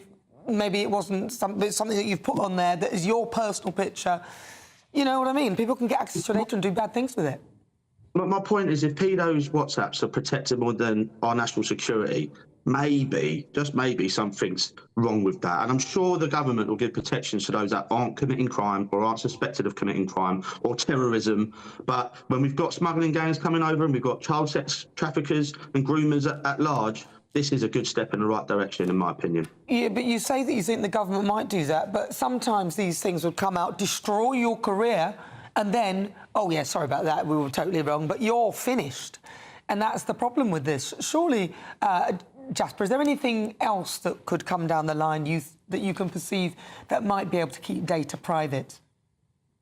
No, I think, frankly, about 10 years ago, I cottoned on to the fact that anything you do on the internet can probably be held against you, and you probably really shouldn't write anything down or take any photos that are compromising. But unfortunately, it's probably too late for most of us, because when Facebook came along, we quite happily took our clothes off, bared our souls to the world, and that stuff is out there. But realistically, and as dark as this is, if you have any secrets, don't write them down, don't take photos of them, assume that everything could be compromised. In the tech industry, there's an attitude called assume breach, which is if you're in the cybersecurity industry, you assume that you've already been hacked because you probably have, and you go from that premise onwards. And I think that's a wise attitude. Unfortunately, yes, people who are a bit older, of a certain age, we didn't know that 20 years ago, 10 years ago, so we're probably compromised. But I think the kids of today have a chance to protect themselves, and I just advise, be very, very careful what you write down, even in even in an email and anything. And I don't think there is any way of protecting our data in the long term, realistically. All right, final word to you, Chris Worrell. You've got about 20 seconds. No, I mean, that's it for me, Nana. At the end of the day, we've got to make sure we're putting our British interests first, and I think that is coming down to make sure we've got national security. Well, then this is not a wise move then, surely, because if you want national security, then making data easily accessible for hackers and anybody by removing encryption, even if we're 10 years down the track and that'll be gone anyway, I don't think that's wise. That's not national security. Apple have done it. Apple the one that have taken No, they've been told to do it by the government. No, they refused to give them the secret order. They refused to give them backdoor entrance. They just took it away from everyone. It was complete. Well, Apple have done it and are going to do it, and it'll be for us, just in the UK. They'll bend over Beijing, they won't. They'll do what they say. Won't do it up. Well, listen, Chris Worrell, we'll leave it there. Lovely to talk to you. And Jasper Hamill, thank you very much for your thoughts. Right, you're with me. I'm Nana Akua. This is GB News. We're live on TV, online, and on digital radio. Next, the Great British Debate this hour. I'm asking, is our privacy under threat?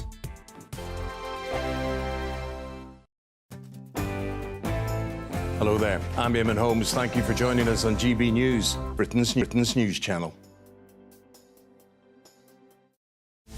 This is Britain's Newsroom, where your voice matters. It's just astonishing. With expert analysis and honest opinion, we don't just keep you informed. We bring you unique perspectives you won't see anywhere else. Can't argue with any of that. When the news happens, it happens here. On Britain's Newsroom, weekdays from 9:30 a.m. Only on GB News.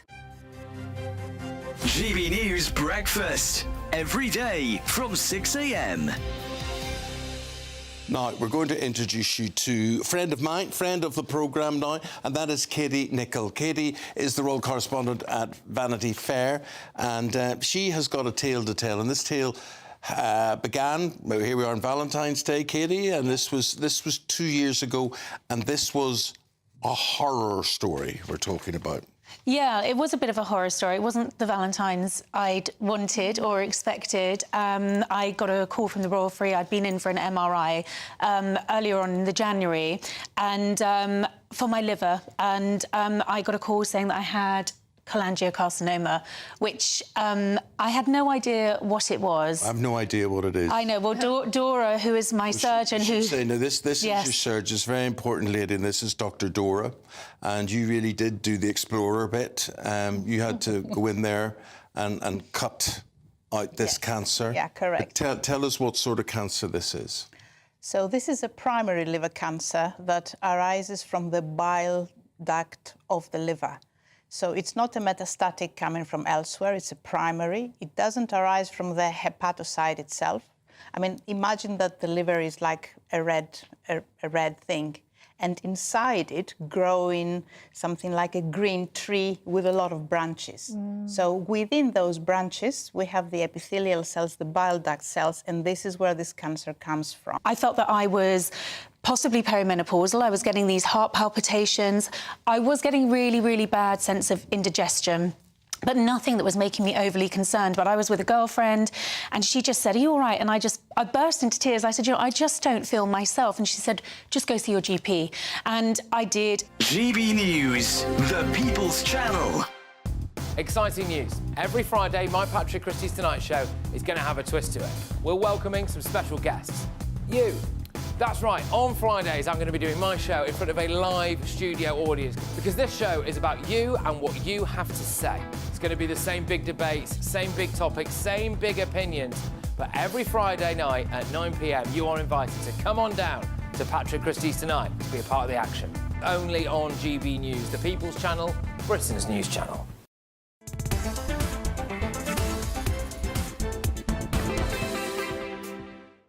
22 minutes after 4 o'clock. Welcome. This is GB News, we're Britain's news channel. We're live on TV, online and on digital radio. I'm Nana Akua.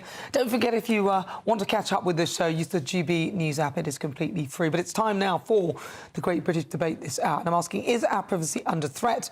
Of course, this comes as Apple decide to withdraw its advanced data protection tool from the UK, which provided end-to-end encryption.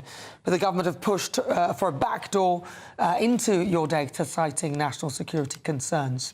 So what do you think? The Great British Debate this hour, I'm asking, is our privacy actually under threat? Or is it something that would have happened ultimately? End-to-end encryption would have been encrypted. Joining me now, broadcaster and columnist Lizzie Cundy, and also former Labour advisor Matthew Torbett. Matthew Torbett, what do you think? It makes me feel uneasy. And I probably can't articulate why, but I just sort of go, oh, I don't know about this, I don't know how I feel about it. And I think I flip between two sort of things. Part of me goes, do I care enough? Because I think Edward Snowden showed in 2013 that we were all under potentially under watch at any point ever on a global scale. Therefore, end-to-end encryption came in. My assumption is my phone can be tapped at any point. Therefore, I just think, well, they're going to do it anyway, surely. You know, do I trust the Secret Services? Not necessarily.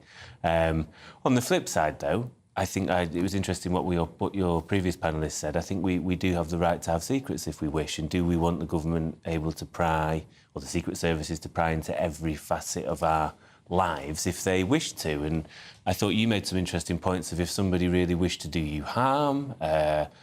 Obviously, the Secret Services are supposed to be apolitical. We've seen in different countries they're not. They may wish to do somebody harm politically. But I think there's not a lot we can do as individuals, and that's the scary thing. I think the cat's out the bag. There is now this back door open, and I don't see a way of shutting it, really. Well, perhaps keeping the advanced data protection would have been one way of sort of keeping it slightly shut. Lizzie Cundy. Nana, this is frightening, it's sinister and it's dangerous. It really is. An attack on our privacy is an attack on our liberty. And it's a human right to have our privacy and to have secrets. My worry is Keir Starmer, who says one thing and then does another. He changes his mind more than Danny LaRue does changes in one of his cabaret acts. You know, he really does. And this is the worry. He's now, you know, this was this freedom warrior, man of the people. I actually think he's against the people. And this is my worry, Nana, and I'm worried how this is going to pan out. But with this coming out with Apple, it doesn't make sense to me, because now surely the criminals and paedophiles won't use Apple. I mean, and... Oh, no, they will use it. Because it means that their data... Oh, well... You see what I'm saying? And I just think this is... it's your basic human right to have privacy. So and we're not a... You know, it's like, hello, Big Brother. It's like a communist state we're living in. I think it's so frightening, beyond words.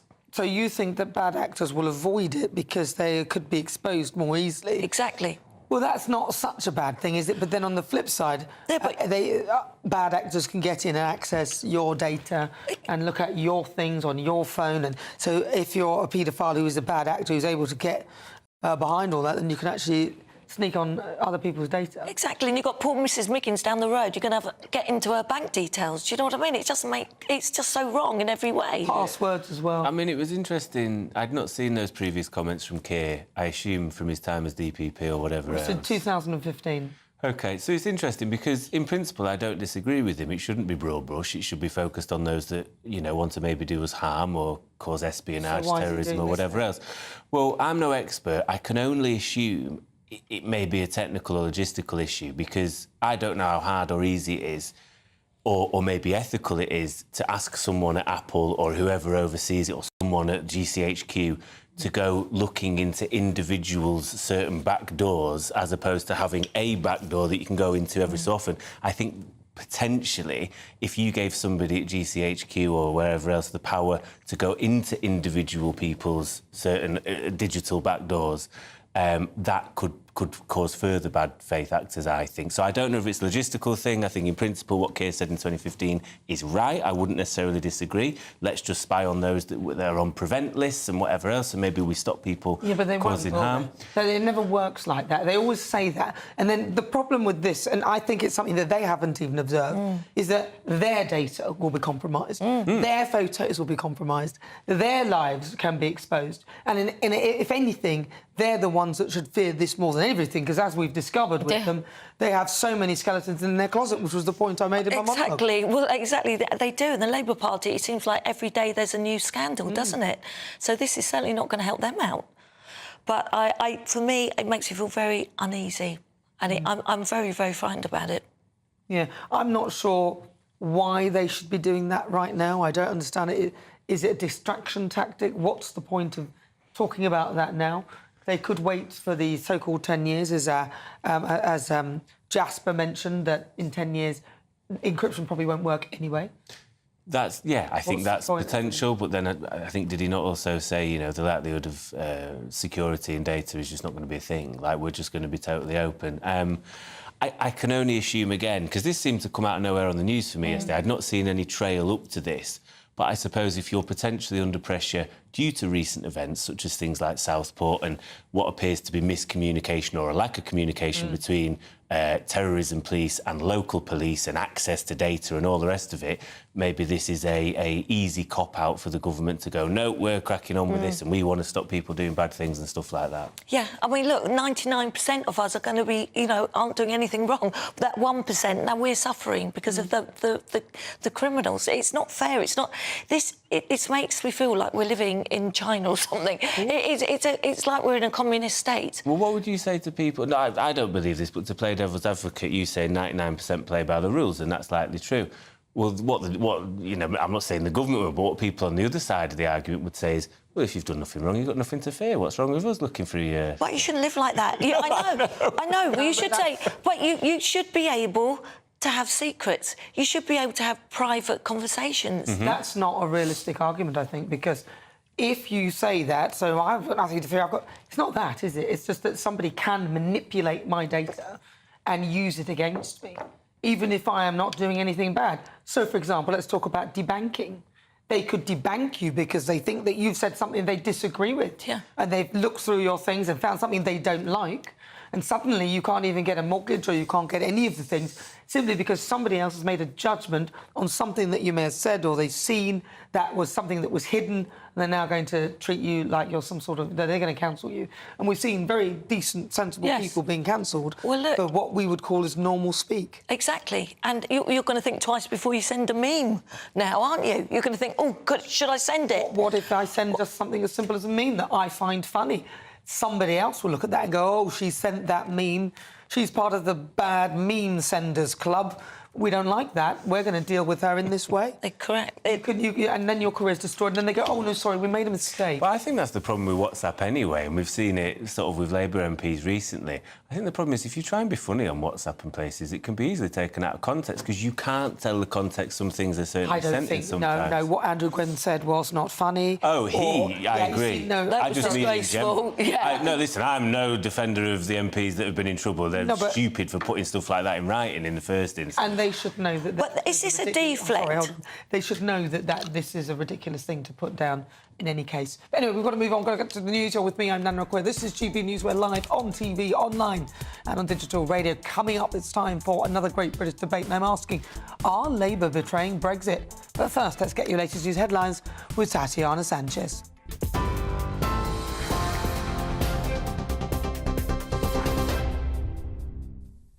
Nana, thank you. The top stories. The Prime Minister has told President Volodymyr Zelensky he would discuss safeguarding Kyiv's sovereignty with US President Donald Trump as he reiterated the UK's ironclad support in a call this morning.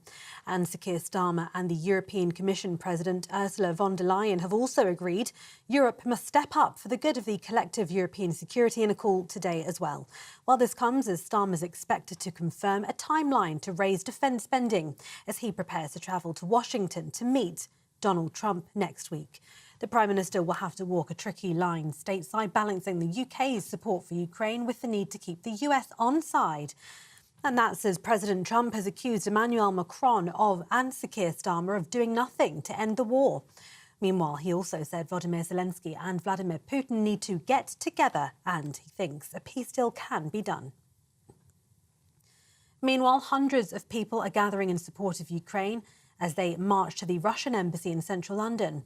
The marchers have assembled at a statue of St Vladimir, a national saint of Ukraine, near Holland Park.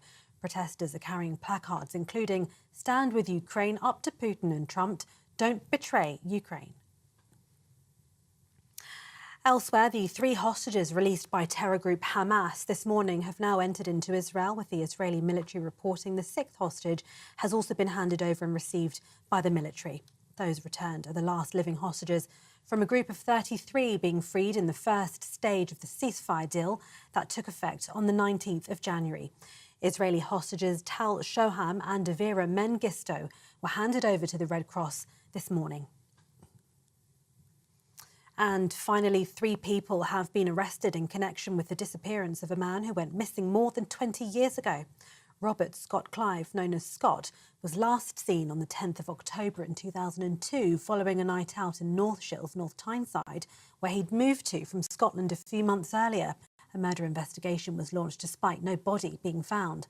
Northumbria Police said it's now arrested 2 men in their 40s and 50s, as well as a woman in her 40s on suspicion of murder. Those are the latest GB News headlines for now. More news from me in half an hour. For the very latest GB News direct to your smartphone, sign up to News Alerts by scanning the QR code or go to gbnews.com/alerts. Good Afternoon Britain isn't just about us. The wonderful thing about this programme is it's about everyone watching. It's an interactive programme. Well, there absolutely is something to see here, and we're going to be talking about it more. Whether it's breaking royal news, Will, please bring us up to date. or indeed a particularly punchy speech in the House of Commons, Very, very curious. we bring it to you live, and then we bring you live reaction as well. That's Good Afternoon Britain, weekdays from midday. Only on GB News, the People's Channel, Britain's news channel. I'm Jacob Rees-Mogg, and this is GB News, Britain's news channel. GB News Breakfast, every day from 6 a.m. Jonathan, in London, we're hearing that there could be more posties from an Amazon point of view in order to limit or cut carbon emissions, but that they could put more people on foot delivering their parcels. This is really interesting because more and more people now obviously are using Amazon and buying their shopping online or buying gifts online. And it's interesting that in London they're talking about putting their Amazon workers on foot. There are now parts of the country, I think Milton Keynes is one part of the country, where there's robots delivering parcels, or Really? you'll see these, well, they call them robots. You'll see these little things sort of bundling down the street. Yes. Sort of robots. Yeah, I mean, technically they are a robot, but when I think of a robot, I think of a sort of a humanoid robot. Yeah, sort of humanoid thing, sort of Lost in Space style robot. But actually, they're sort of little sort of carriages, little droids, boxes. like Yeah. Star Wars droid type. Well, they're not thing. even that. They're like a little sort of, they're like a box on wheels delivering parcels in places like Milton Keynes and other bits of the country. So I think this is just another example of how the world is changing. Online shopping is completely changing the way in which we all live our lives, the way things. But I think Milton Keynes lends itself to something like that. This is a newly designed town. Yeah. Exactly, that's why they're in Milton Keynes. And I really do think that a town like that really does lend itself towards a piece of tech like that. When I think back, our postie in Gloucestershire is a guy called Dave. He's fantastic. Everyone knows who he is. But I'm not sure that he could be replaced by one of these little droid things. GB News, the People's Channel. Join me, Camilla Tominey, for a frank and honest discussion with those in power that cuts through the spin and gets to the heart of the issues shaping our nation. You haven't confirmed that you want to stand as leader, but you haven't ruled it out either. This report basically says that he's not fit to stand trial. Is he indecisive? Incompetent? I deliver the dose of reality Westminster needs. That's the Camilla Tominey Show at 9:30 every Sunday on GB News, the People's Channel, Britain's news channel.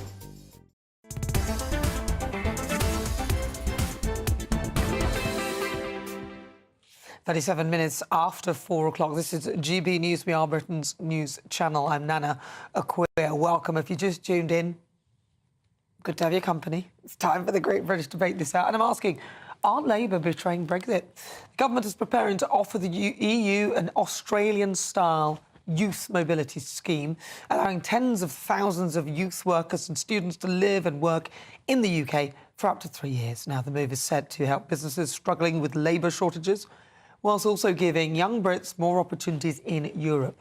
So for the Great British Debate this hour, I'm asking, are Labour betraying Brexit? Well, joining me now, Lizzie Cundy and also Matthew Torbett. Lizzie Cundy. Yes, they are.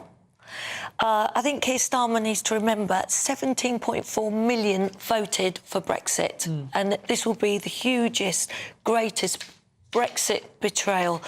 Look, we all know the Tories botched it up. They really did. And, we have a lot... I think Boris Johnson has a lot to answer for with that. But, he can't just rewrite what people voted for. That's anti-democratic. I think there'll be riots on the street if this happens. I really do. What, but it's only for 18 to 30-year-olds. It's not what the people voted for. Matthew. It is Matthew. It is. Right, Matthew Torbett. What did people vote for? For Brexit, for what it stood for. Yeah, but they didn't... The Tory, as I said, failed us greatly with not executing it properly. That is it in a nutshell. Why is it in a nutshell? It's pretty clear. Leave the EU, get out of the customs union and stop the free movement of people. I can't really see anything. They've tried to fuzz up the line to make it sound like it's more complicated than that, but it isn't, is it really? We've left the EU. Or you don't. And we did. And we've left the customs union. So to allow part of what that is to come back in, do you not see that as a betrayal? I don't think so. I think the problem with Brexit is because everyone has their own definition. Because I think both sides... I was very ambivalent about the whole thing. Both sides were built on what I thought was misinformation. It was a very poor debate on all sides of the pros and cons of the EU, of which there are many on both sides.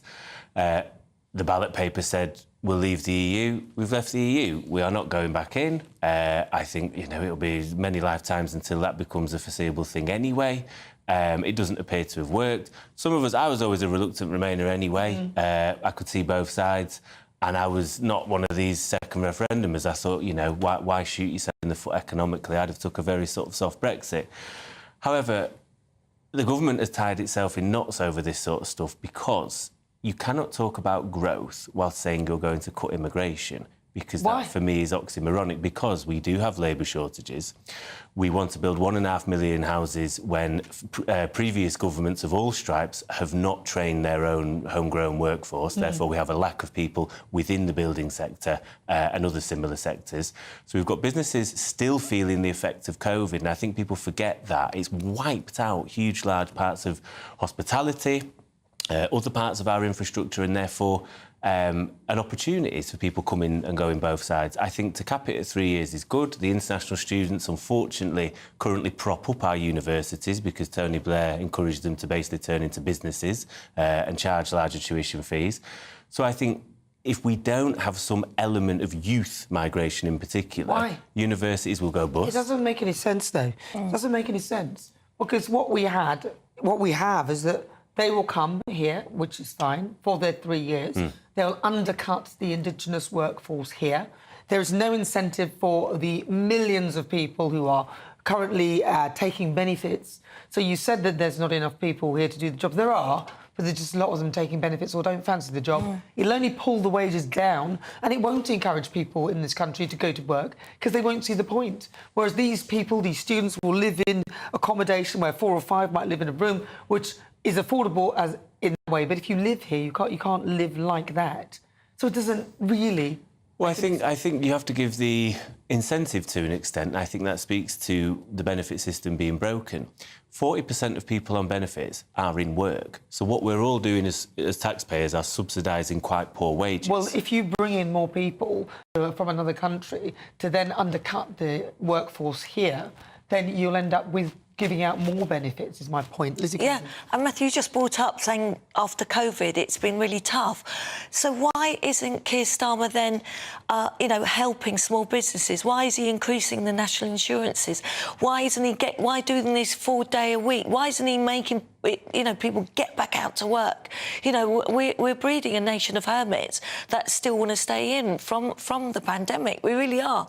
Keir Starmer, it's hurting businesses. Everything he's doing is not making the economy grow.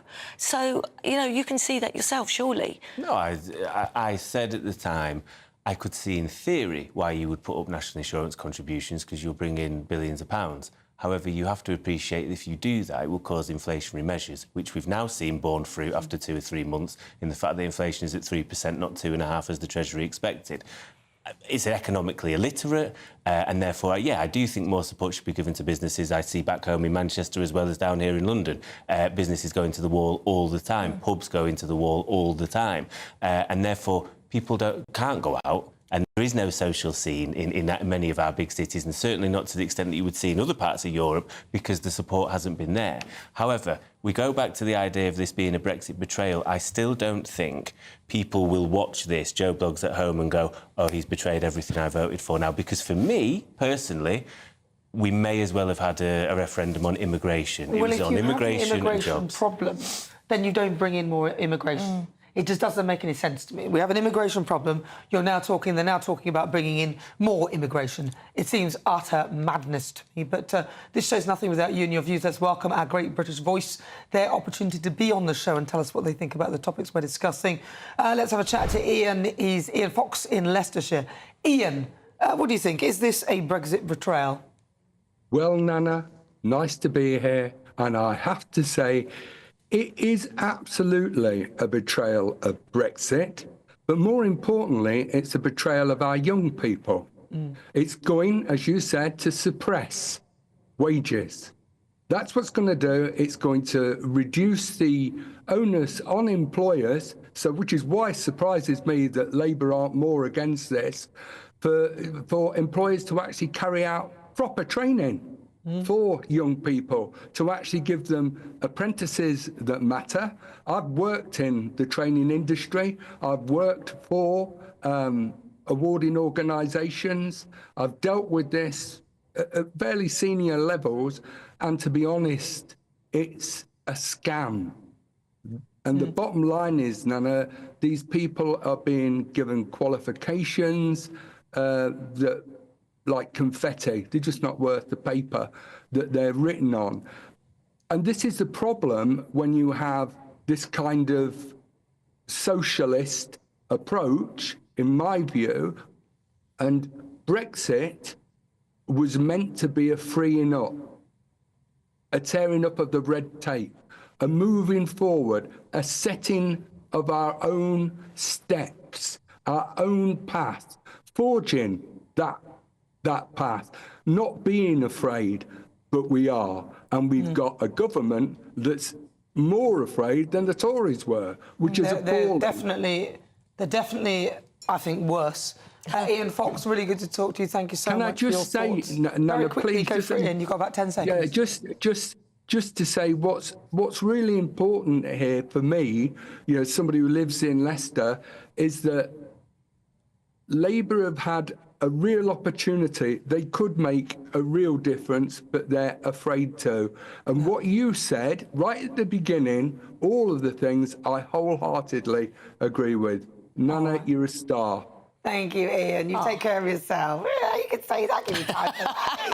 He wants to come back again. Come back again. Come back, my friend. And also, just so you know, I think, and I'll just quickly tell you this, that the language barrier, it's OK because a lot of people from the EU, a lot of them do already speak English. But what you've got is our students going to other countries. They won't speak Spanish, they won't speak Italian, they won't speak German. Yep. So this is a one-sided migration, and they'll all be coming here. Right. But coming up, stay with me, because if you're in search of some winter sun, actually, you do want to go to the EU and other countries there, around there, then here are the forecasts of some of the top European holiday destinations. Can't wait to get in that sea. Lovely and warm. Just like the feeling of having great travel insurance. All Clear Travel Insurance sponsors GB News travel destinations forecast. Eastern parts of the Mediterranean experiencing below average temperatures and also some heavy showers at times. These are set to affect Athens and also Santorini, but as we move our way westwards across the Mediterranean, largely mild, largely settled. There are a few showers affecting Nice and parts of the Balearic Islands, but elsewhere across Spain, Portugal, Madeira and also Tenerife, largely settled, and it remains that way as we head into the new week. Sunny spells and the best of the temperatures, and a gradual improvement in temperatures across Santorini.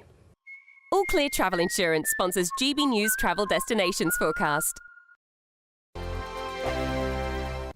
Hello there, welcome to your latest GB News weather forecast from the Met Office. It's still fairly bright out there, but it is turning wet and windy as we head into tomorrow. Met Office warnings out for the wind and the rain, and at the moment between weather systems, but this area of low pressure will be responsible for the wet and windy weather sweeping across the UK. However, the southeast will hold on to the driest weather for longest. Heading into this evening time, a quiet end to the day for many. Plenty of clear spells as we head into the early hours. The wind's falling light, so there will be some mist and fog patches forming for a time. However, later on, wet and windy weather starts moving in. So the cloud increases, the temperatures start to rise. We start to see the risk of gales around coasts in the west, and the rain moves in as well. Northern Ireland, western parts of Scotland getting off to a wet start on Sunday morning. The rain will be heavy at times. So if we look at the details, we can see Shetland and Orkney seeing some dry spells initially, but it won't be long before the rain moves in here. Heavy rain across much of central, southern, western parts of Scotland. Some tricky travelling conditions with gusts of 60, 70 miles an hour possible. Northern Ireland, very similar too.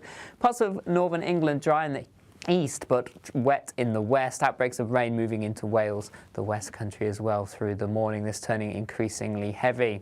As we move through the day, we can see still some sunshine just about holding on to the far southeast, remaining dry here until later on in the afternoon. This band of rain slowly pushing south and eastward. Some tricky travelling conditions, strong winds 40, 45 miles an hour quite widely. Temperatures in double figures, but add on the strength of the wind, 50, 60 miles an hour.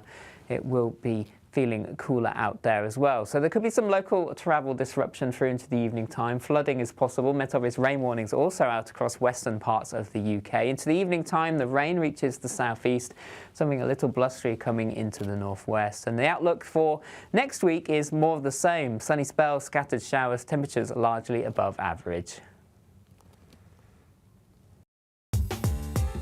I'm Christopher Hope. From pop stars to politicians, I'll interview anybody in a pub who's got a political opinion. Join me every Friday on Spotify, Apple Podcasts, YouTube or gbnews.com, or wherever you get your podcasts. This is GB News, the People's Channel.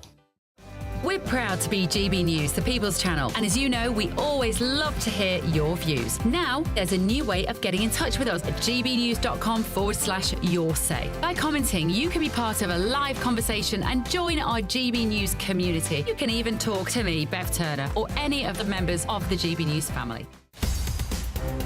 In the GB Newsroom, we bring you the news as it happens. With our team of dedicated journalists across the UK. We're ready to keep you up to date with what's happening every half an hour, every single day. Bulletins here on GB News, the People's Channel, Britain's news channel.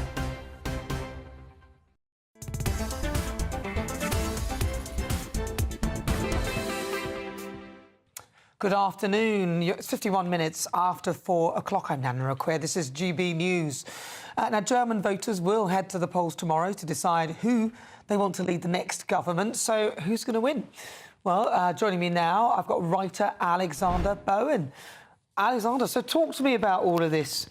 Monday, very big day. What are your thoughts on all of it? Wow, I wouldn't want to predict who would win, but you can look at the polls as they are now and guess approximately what's going to happen about 6 p.m. tomorrow. CDU, CSU, so that's sort of conservative centre-right parties, 30% of the vote. The Social Democrats, who's the incumbent government, broadly equivalent to the Labour Party, 15%, historic low, the lowest vote share since, well, 1870s at this point. Then you've got like the Green Party, also about 12%. And the big story, obviously, the AfD, 21% in the most recent opinion polls. 3 other small parties, somewhere between about 4% and about 7%. If they get below 5%, then we have a big problem, at least in terms of them being represented, because there's an electoral threshold. Above 5%, they're all represented, which causes a huge coalition problem. We probably won't know who's necessarily going to be Chancellor tomorrow, but it should be fairly obvious, based on current polling, that it's Merz. It's just which coalition that will be formed in 3 months' time, 4 months' time, 6 months' time. What do you think the coalition would be? I know you said you didn't want to predict it, but who do you think will sort of join together in a coalition? Well, it all hinges on these very small parties, because if all of the small parties get included in government, you end up with these ridiculous coalitions of social democrats, socialists and conservatives. But if there's none of these 5% parties get included, you end up with a very stable sort of centre-left, centre-right coalition, like the ones pursued under Merkel, right? But the big thing is, I would suspect it'll be a conservative-led coalition with the Social Democrats. That's probably the easiest coalition to form, not necessarily the most stable one versus, say, the Greens, but the Greens are very close to not being able to form this coalition. The seat projections, it really ranges from being like 10 seats short, 2 seats over. So it all hinges on a very small percentage of the vote. Wow. All right. Well, listen, Alexander, we'll have to leave it there. That's Alexander Byrne. He's a writer. Of course, we will cover as much of that as we can tomorrow. But lots of you have been in touch with your thoughts. Let's have a look. There's a message here from Gordon Stephen. He said, because he has lied about the proper qualifications. This is, of course, about the Labour MP. Because he's lied, someone with the proper qualifications lost out on a job who may have been better than him. Terrible. That's the problem with this country now. Great GB News channel. Love it. Had to finish with one of those, nice little compliment. All right, well, stay with me. Loads more still to come here on GB News. Next up, difficult conversations. I'll be joined by Bhupinder Sandhu, who's embarking on a big charity walk soon. Maybe we can help him raise some funds. But first, let's get an update with your weather.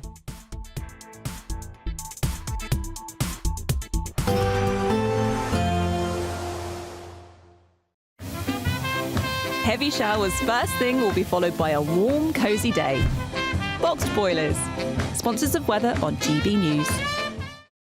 Hello there, welcome to your latest GB News weather forecast from the Met Office. It's still fairly bright out there, but it is turning wet and windy as we head into tomorrow. Met Office warnings out for the wind and the rain, and at the moment between weather systems, but this area of low pressure will be responsible for the wet and windy weather sweeping across the UK. However, the southeast will hold on to the driest weather for longest. Heading into this evening time, a quiet end to the day for many. Plenty of clear spells as we head into the early hours. The wind's falling light, so there will be some mist and fog patches forming for a time. However, later on, wet and windy weather starts moving in. So the cloud increases, the temperatures start to rise. We start to see the risk of gales around coasts in the west, and the rain moves in as well. Northern Ireland, western parts of Scotland getting off to a wet start on Sunday morning. The rain will be heavy at times. So if we look at the details, we can see Shetland and Orkney seeing some dry spells initially, but it won't be long before the rain moves in here. Heavy rain across much of central, southern, western parts of Scotland. Some tricky travelling conditions with gusts of 60, 70 miles an hour possible. Northern Ireland, very similar too.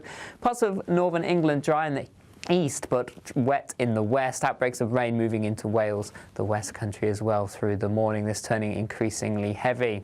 As we move through the day, we can see still some sunshine just about holding on to the far southeast, remaining dry here until later on in the afternoon. This band of rain slowly pushing south and eastward. Some tricky travelling conditions, strong winds 40, 45 miles an hour quite widely. Temperatures in double figures, but add on the strength of the wind, 50, 60 miles an hour. It will be feeling cooler out there as well. So there could be some local travel disruption through into the evening time. Flooding is possible. Met Office rain warnings also out across western parts of the UK. Into the evening time, the rain reaches the southeast, something a little blustery coming into the northwest. And the outlook for next week is more of the same. Sunny spells, scattered showers, temperatures largely above average. A nice bright morning will generate a lovely warm day, right through to the evening. Boxed Solar, sponsors of weather on GB News. Don't miss your chance to be one of 2 big winners in our latest Great British giveaway, as we have 2 prize bundles that have to be won. There's 2 lots of a totally tax-free £10,000 in cash. You'll also receive a brand new iPhone 16, along with £500 in shopping vouchers to spend at your favourite store. Hurry, lines close on the 7th of March. For another chance to win, text cash to 63232. One entry costs £2 plus 1 standard network rate message, or text bonus to 63232. 5 entries cost £5 plus 1 standard network rate message. Go to gbnews.com/win. Entries start from just £2. Call 0903 681 3232. Calls cost £2 plus your network access charge, or post your name and number to GB11 PO Box 8690 Derby DE1 9TT. UK only. Entrance must be 18 or over. Lines close at 6 p.m. on the 7th of March. Please check the closing time if listening or watching on demand. Mornings don't have to be tiresome, especially if you have the right company. Wake up to news as it happens, opinion and debate, and of course, a little bit of entertainment too. Because when the kettle's on, we're on. That's Breakfast on GB News, a show worth waking up for. Every morning from 6 a.m. Only on the People's Channel, Britain's news channel. We'll spread the news, you spread the word. This is Britain's Newsroom, where your voice matters. It's just astonishing. With expert analysis and honest opinion, we don't just keep you informed. We bring you unique perspectives you won't see anywhere else. Can't argue with any of that. When the news happens, it happens here. On Britain's Newsroom, weekdays from 9:30 a.m. Only on GB News. It's Patrick Christie's Tonight, and here we do things differently. It's explaining the absolute madness of this, doesn't it? It's explosive. I mean, this is very good. It's lively. 850. Your government sat there, Sean, and it did nothing. It's controversial. And the Middle East has been in turmoil since before I was born. It's everything you need to kickstart your evening. Everyone's had their Weetabix tonight. I love to see it. That's Patrick Christie's Tonight, weeknights from 9 p.m. Only on GB News, the People's Channel, Britain's news channel. If you want your news to be straight talking... This is the nightmare for the Conservatives again. Down to earth. It's not just Nottingham where this is happening, is it? And most importantly, honest. Hard-working, middle-class taxpayers, they'll get their book thrown at them. Then catch me, Martin Daubney, Monday to Friday, 3 till 6 p.m. on GB News, Britain's news channel. Headliners on GB News 11 p.m. every night. It's got 3 top comedians going through the next day's newspapers so you don't have to read them, which is great. That's a good point. He's lying. I mean, maybe he's not lying. That's Headliners every night from 11 p.m. and 5 a.m. as well on GB News, Britain's news channel.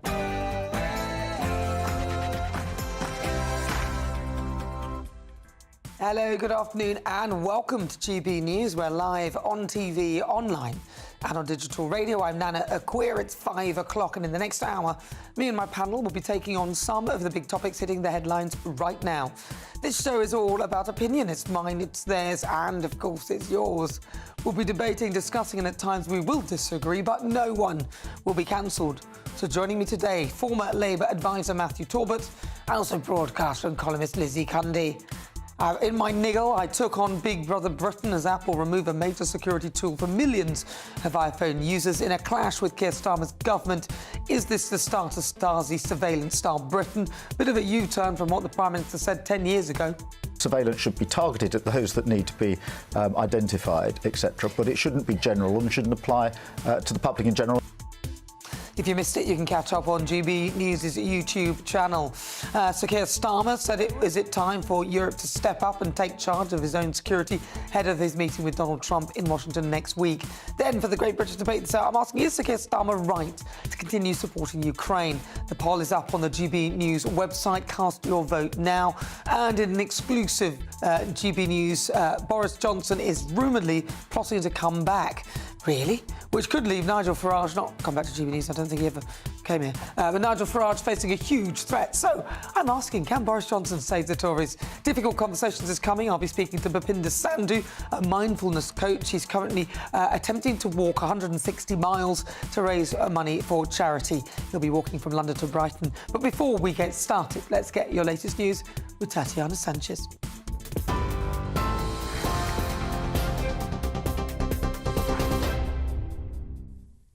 Now, Nana, thank you and good afternoon. The top stories. The Prime Minister has told President Zelensky he would discuss safeguarding Kyiv's sovereignty with US President Donald Trump as he reiterated the UK's ironclad support in a call this morning.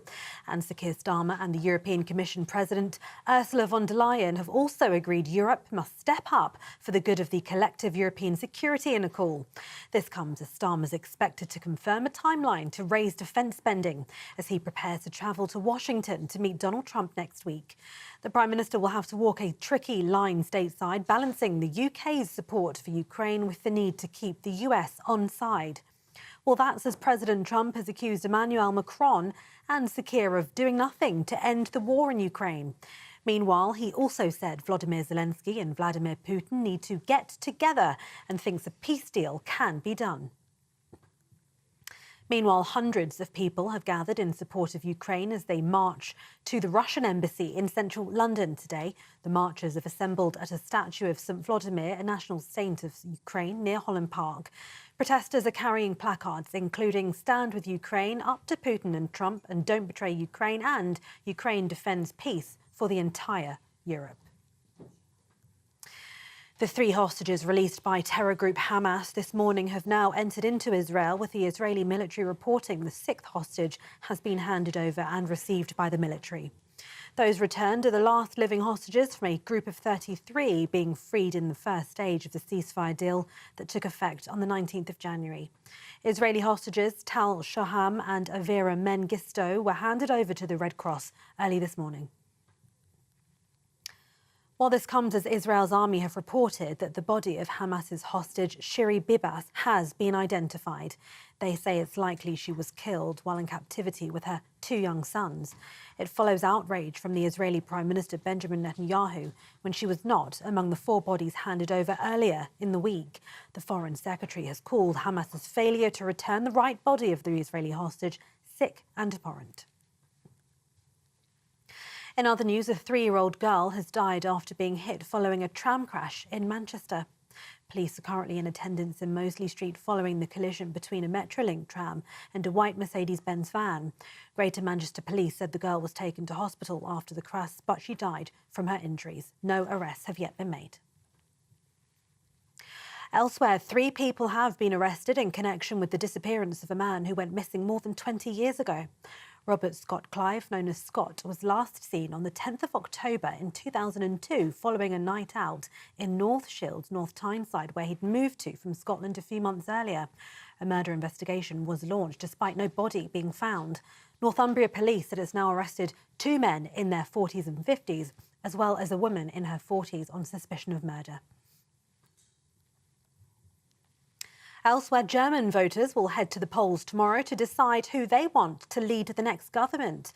It's expected that the Conservative Christian Democrats will become the biggest party in power, but there's also been a rise in support for the far-right Alternative for Germany party. German journalist and commentator Elisabeth Dampier says this lurch to the right is due to Olaf Scholz's centre-left coalition's failure on immigration and the economy.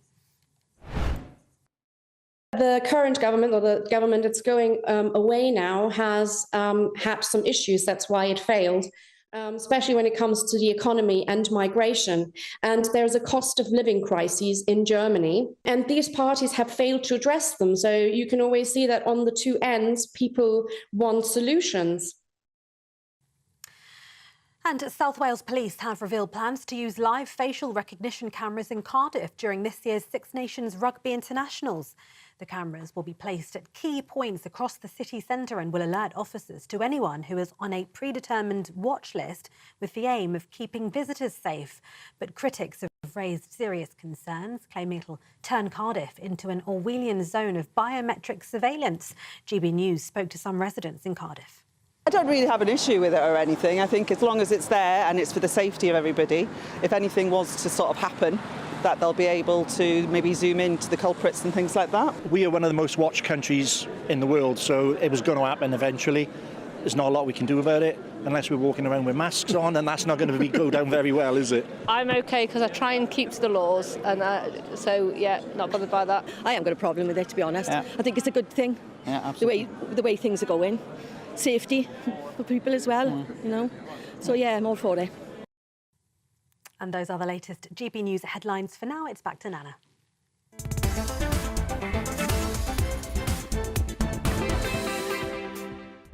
Thank you, Tatiana. It's fast approaching 7 minutes after 5 o'clock. You're with me. I'm Nana Akua. This is GB News. We're live on TV, online and on digital radio. Coming up, is this a Big Brother Britain? Apple remove a major security tool for millions of iPhone users in a clash with Sir Keir Starmer's government. It's meant to keep us safe, but is our privacy actually under threat? Then in difficult conversations, I'll be speaking to Bipinda Sandhu, a mindfulness coach who's raised over 1,500 for mental health charities by walking 160 miles. I'll be speaking to him ahead of his next challenge. And in a GB News exclusive, Boris Johnson is rumouredly plotting to come back. No, not to the channel, no. Back to the Conservative Party, which could leave Nigel Farage facing a huge threat. So, the great British debate this hour. I'm asking, can Boris Johnson save the Tories? Send me your thoughts, post your comments at gbnews.com/your say.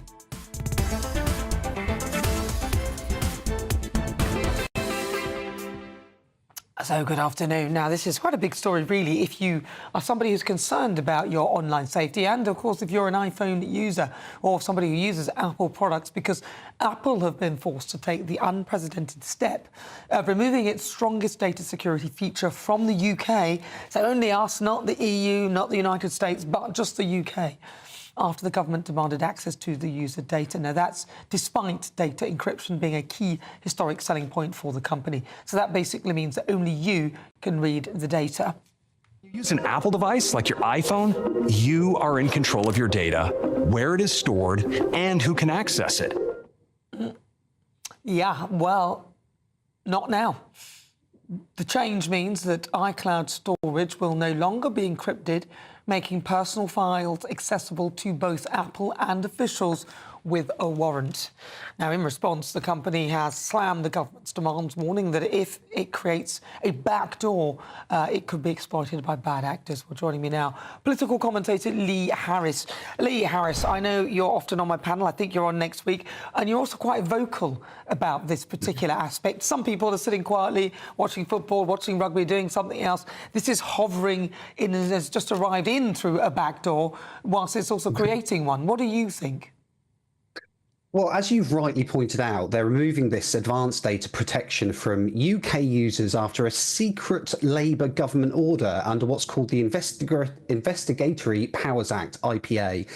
And they demanded backdoor access to iCloud data, as you've just told your viewers. Now, Apple refused to do this. So there's a slight twist to the story. They refused to give them this backdoor access. So what they did instead was phase out or immediately remove, for people who haven't got it, this advanced data protection tool.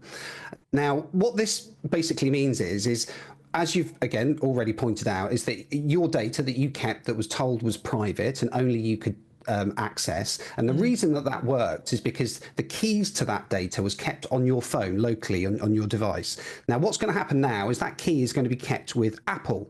Now, what that's done is it's put a massive target on Apple's back, because it means that hackers now know that Apple on their servers holds user data from UK users. So if they can exploit that weakness and get into Apple, they can get access to all of this data. So it basically completely destroys their unique selling point, which you've just shown, that that you can keep your data private. Now, tech experts have rightly pointed out that encryption isn't just for criminals to use for their criminal behaviour.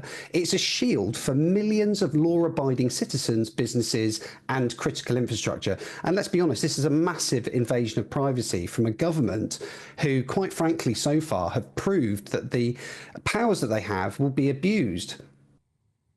Well, the thing is, though, people might argue that if you've done nothing wrong, you've got nothing to hide. So why should you be worried about this?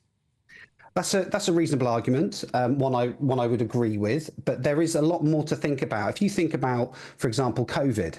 And what happened under COVID, within the click of a fingers, our civil liberties were taken away from us, and the government were using this on grounds of safety and, keeping us safe. So, it makes me think about what they can possibly do. And that isn't all of it either, by the But way. Lee You know, we Harris, can go- even when they have your data, so just say that somebody commits a robbery, just say I commit a robbery, I'm caught, somebody sees me doing it on CCTV, I'll be wearing a different wig so you wouldn't recognise me, just per se, and also facial recognition cameras are very good with dark skin, so I'll probably get away with it. But even if I was, just imagine, right, so there's a video of me, people think, oh, that's that girl there, they give it to the police and say, this is who the person is. Now, pretend I'm not on TV and nobody really knows who I am, as it were. The police usually don't even bother. If you've found the person who's caught the thing, who's done the thing, even with all the data and information, even then, they often don't bother searching the cameras or using the information for the cameras and just tell you to use an insurance number. So this data, no one's going to look at it, are they? Well, yeah, it's a good point you make. Certainly with things like, you know, burglaries and knife crime, etc. I don't think this is relevant, as relevant to that than it is for other things. So, for example, we've had many cases now where the police have been scouring through your social media posts and looking at your personal data, seizing your devices, and doing everything that they possibly can to prove that you are you know, writing mean tweets or social media posts. And the thought of them now being able to access this level of user data. So let's not forget, this isn't just like, this is your camera roll. This is everything that you would save to the iCloud. So this is real personal data that they could potentially quite easily get access to. So the thought of these people who are already, in my view, overreaching with their powers, like they did with COVID, like they've done already with people who, for example, who have gender critical views. We've had many cases where people who have simply expressed their gender critical views and they've had their devices seized, and that's even without this access. So the thought of allowing an authoritarian, out of control Labour government have access to this is quite terrifying. Yeah, but even, my point I was trying to make is, even when they have all the information, they don't often do anything about it. Although perhaps because this is more easy to catch the target, so hurty words, oh, well, it came from that IP address, it's that person, rather than, look, here is a video of somebody stealing and doing something bad, and they don't even bother. Yeah, no, do you know what I mean? That's what I'm saying. You do make a good point. I just think that there are different types of crimes and different issues. So what it seems to me is that there are a lot of people on the police force who don't go out on the bobbies on the beat, who aren't on the street, who are sat behind a desk and go for easy targets, you know, and just sit there and just go through your social media feed. Now, those are the type of people who will, if they have access to it, they'll go through absolutely everything to try and prove that you're, you know, a nasty social media user. And it's those people that go through all of your devices and all your social media posts that will show an interest. But you do make a very good point, Nana, with regards to other crimes like burglary and stuff, where it's a little bit more difficult and a little bit more effort is involved. They'll just give you a crime number and tell you to do one, which is a very good point. But I think this is more to do with the type of things that the government are trying to pin you on for thought crimes. So it's more to do with that than it is to do with, you know, physical, which actual crime. And it's infuriating. And this gives them the power. I mean, let's not forget that no other country has. Apple haven't done this to any other country. This is pure, as you've already pointed out. This is just for the UK. Why is that? Why is Keir Starmer so desperate to get hold of the, you know, this personal data? And by the way, I'm an Android user. We're not off the hook either, because these powers can also be used against Google. Google have a slightly different system. It's not quite as secure as Apple's, but they do hold the encryption keys themselves as well. So Google do have a target on their back as well. However, there has been no news, as far as I can see, that the government has targeted Google. But you know it's coming. Seems a bit silly, really, because as we've worked out from the last, 6, 7 months, 8 months they've been in power, they've got a whole heap of secrets of their own. And I think that this will start to bite them in the behind. I think they might want to reverse it, because it's not just things that we've said or done. It'll be things that we can access through them, the hackers and people who can get hold of information. I think we'll probably take them to task with this one. What do you think is the real risk to people, though? You know, the big risk? Because I hear that and I think, oh, yeah, but that won't really affect me. What's the real actual risk to everyday people if this really does go forward? The real risk for me is and for everybody, for ordinary people, is having an authoritarian government able to build a detailed profile of you without your knowledge, behind the scenes. They don't need to tell you that they're looking at all this data, and then pin something on you, which you didn't do, or, you know, it gives them far too much power to be able to make these decisions. And we've already seen it. Like I've said, we've already seen it. There's a couple of cases, I don't want to name names, but there's a couple of cases from gender critical activists who've maybe retweeted what they would consider to be a transphobic meme, and you know, the police have raided their houses, you know, a mother in front of their children, taken their devices, demanded their passwords to go through their devices. Now, if this goes through, they're not even going to need to demand the passkeys. They will be able to, with a court order, they'll be able to get access to all of your data. So basically, the worry is we're giving an authoritarian government even more power to do the things that are already they're using against us. This isn't about safety, Nana. This is about owning your data, photos and messages, and everything to monitor and control you. Yeah, and also exactly. It's open to hackers as well. Once you've opened the back door's open to anyone. Lee Harris, thank you very much. We look forward to seeing you on the panel next week.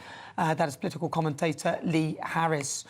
Wow. Well, it's true, isn't it? Are you worried about that? I don't know. I'm slightly worried in a way, but then, you know, they're going to do it anyway, aren't they? Stay with me. I'd love to hear your thoughts. gbnews.com/your say. Next up, though, difficult conversations.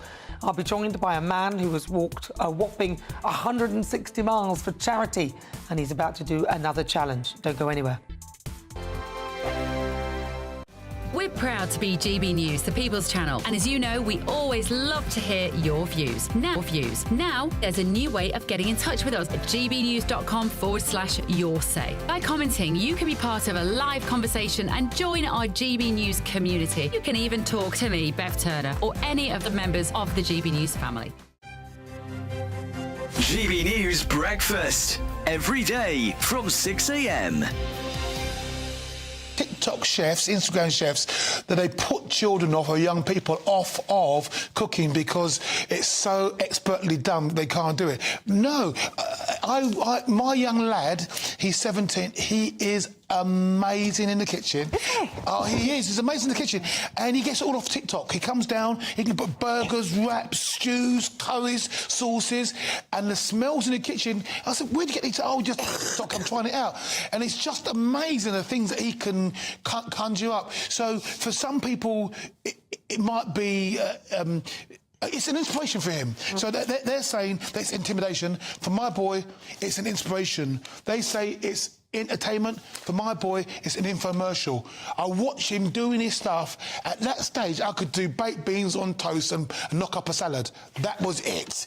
But my boy can do all sorts of stuff. It makes it accessible as well, doesn't it? Because lots of people say, like, you need an education to be in the kitchen, or you need to go find yourself loads of cookbooks. But you don't. No. You go on your phone now. Well, I mean, like, all the spices, sesame oil. I mean, I'm amazed at the stuff that he does. So it's encouraging. All you just need is a kitchen well-stocked and have a go. And understand that failure is actually the route to learning. I mean, he's made mistakes, he's stuck stuff in the bin, but that young man, I am amazed at some of the stuff he does. I don't mind cooking at all. It's cleaning up that I have the problem with. Dawn, let's talk about sex. Can I just say there are things called restaurants, by the way? Just put that one. Oh, my hell, I don't even know where the kitchen is. OK. GB News, the People's Channel.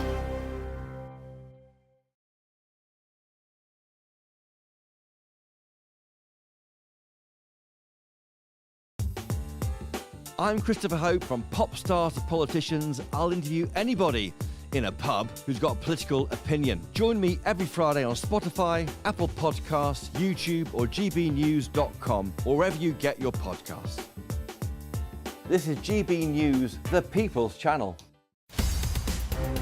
In the GB Newsroom, we bring you the news as it happens. With our team of dedicated journalists across the UK. We're ready to keep you up to date with what's happening every half an hour, every single day.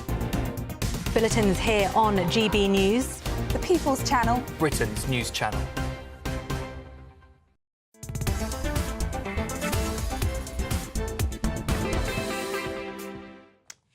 Good afternoon. Welcome. This is GB News. We are Britain's news channel. I'm Nana Akua. We're live on TV, online and on digital radio. It's just coming up to 22 minutes after 5 o'clock, and it's time now for difficult conversations. And this week I'm speaking to a mindfulness coach who has walked a total of 160 miles to raise money for mental health charities. That includes London to Cardiff, London to Edinburgh, and soon he'll be walking London to Brighton. Well, joining me now in the studio, mental health coach and fundraiser, Bhupinder Sandhu. Bhupinder, thank you very much for joining me. Thank you for having me here. So talk to me about your journey then. Why did you become a mindfulness coach? I come from a family where meditation has always been part and culture. My mom is into meditation since we were born, so she used to wake me up early in the morning and then make me meditate. Really? So a lot of people are very... Meditation has been sort of like a fashionable thing. I meditate. No, people but the think thing it's... is, What did she do? What did you... So she used to wake me up at 4:30 in the morning. 4:30? 4:30. You'd be like, what do you want? Yeah, that's the thing. 4:30 in the morning, Yeah. and then you meditate on a certain mantra, and then you go to the temple about 5:30ish in the morning. So that was the routine, everyday routine within the family. How many years did you do that for? All my life. All your life? So your mum would get you up at 4:30 in the morning? There's no running away from it. And when I went to the university, it came to 2:30 in the morning. Why? What's wrong with you? Did you go to bed and then wake up, or did you just stay awake? Stay awake after that. You go to bed a bit early during that time. And then when I went to uni as well, living in the hostel as well, we used to go out. We come back about 1:30 from wherever, and then have shower, meditate, and then go to bed 1:30, 2:30 in the morning. So that was the routine. And then I came to this country, and then I was working in a small village near Brighton. No, sorry, Bristol. Sorry, what I'm saying. They both begin with a B. It's fine. Yeah, and then in the lunch times, I was meditating. There was a small, nice pond there, and I used to go out there and just sit by myself. And then my colleagues would come in and say, "What are you doing?" And then start asking me questions about this. I didn't have answers because that was me. And then when they started asking me questions, then I started looking into it. How can I explain these things to them? What I'm doing, what I feel, how this. Then I started reading into self-help books, and then I read so many books, and then came to this concept of mindfulness that resonated with what I was doing. So that's how this journey became, and I started teaching people where I was working mindfulness. So what does your meditation comprise of? Because I sit there, I meditate, look at myself in the mirror, talk to myself, I argue with myself, tell myself how amazing I am. But I can be there for hours. What does it comprise of? Basic is about being present, being conscious where you are, 100%. Like now I'm talking to you. If I'm thinking about 10 million other things, like most people do when they are in conversation or where they are in that present moment, because 64% of the time we are somewhere else. Either we are glued to the past or we are thinking about the future. We are hardly present, and the numbers, the statistics used to be like 50%, now it's 64%, and it will increase because we are so glued to these swipe things on the phones. And the iPads. With me, it's just like when I'm not doing anything, I'm just focusing on my breath because it's always there. Just focus on your breath because it will tell you the temperature of your body, what your emotions are. I can tell from your breathing pattern how much stress you carry in your body at that particular time. Because if you be breathing up there, just up there, you are full of stress. Because normal process of breathing is belly breathing, diaphragm breathing. So we need to breathe to be calm, but most people have forgotten the simplest thing to do these days. See, when I go to yoga, I do a lot of yoga. Yeah, that's it. Hot yoga. And it does teach you to breathe. Yeah, it's very important. So other thing, like you mentioned, hot yoga, we have complicated everything, right? There's nothing simple in our lives these days. We need something because we get bored too quickly of one thing. And boredom leads us from one thing to the next thing. You go to the hot yoga. Now, there's a puppy yoga as well. No, I don't do that. Yeah, but I go hot yoga because I can relax. Yeah. But also to stretch my body, but also to be mindful. Yeah. So it's not like a fad. I've been doing it for maybe... No, I'm not saying it's fad. It's just like if you stick with one thing, I know when you start a journey on a certain process, you need to try different things. But at certain point, you need, after experimenting 1, 2, 3, 4, 5, 6, we need to settle for one and continue. But today, what I see when I go and talk to people, when I teach people, they just like trying so many things too quickly, like they're in a race and they want to conquer everything. And What's they want wrong with that, though? I'm doing my pole classes. I want to learn to do a little pole routine.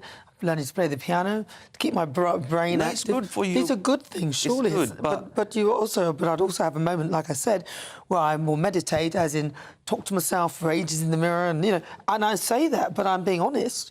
That I have my moment where I'm present in the moment and I'm focusing, and it's fine. We all have our... Everybody has.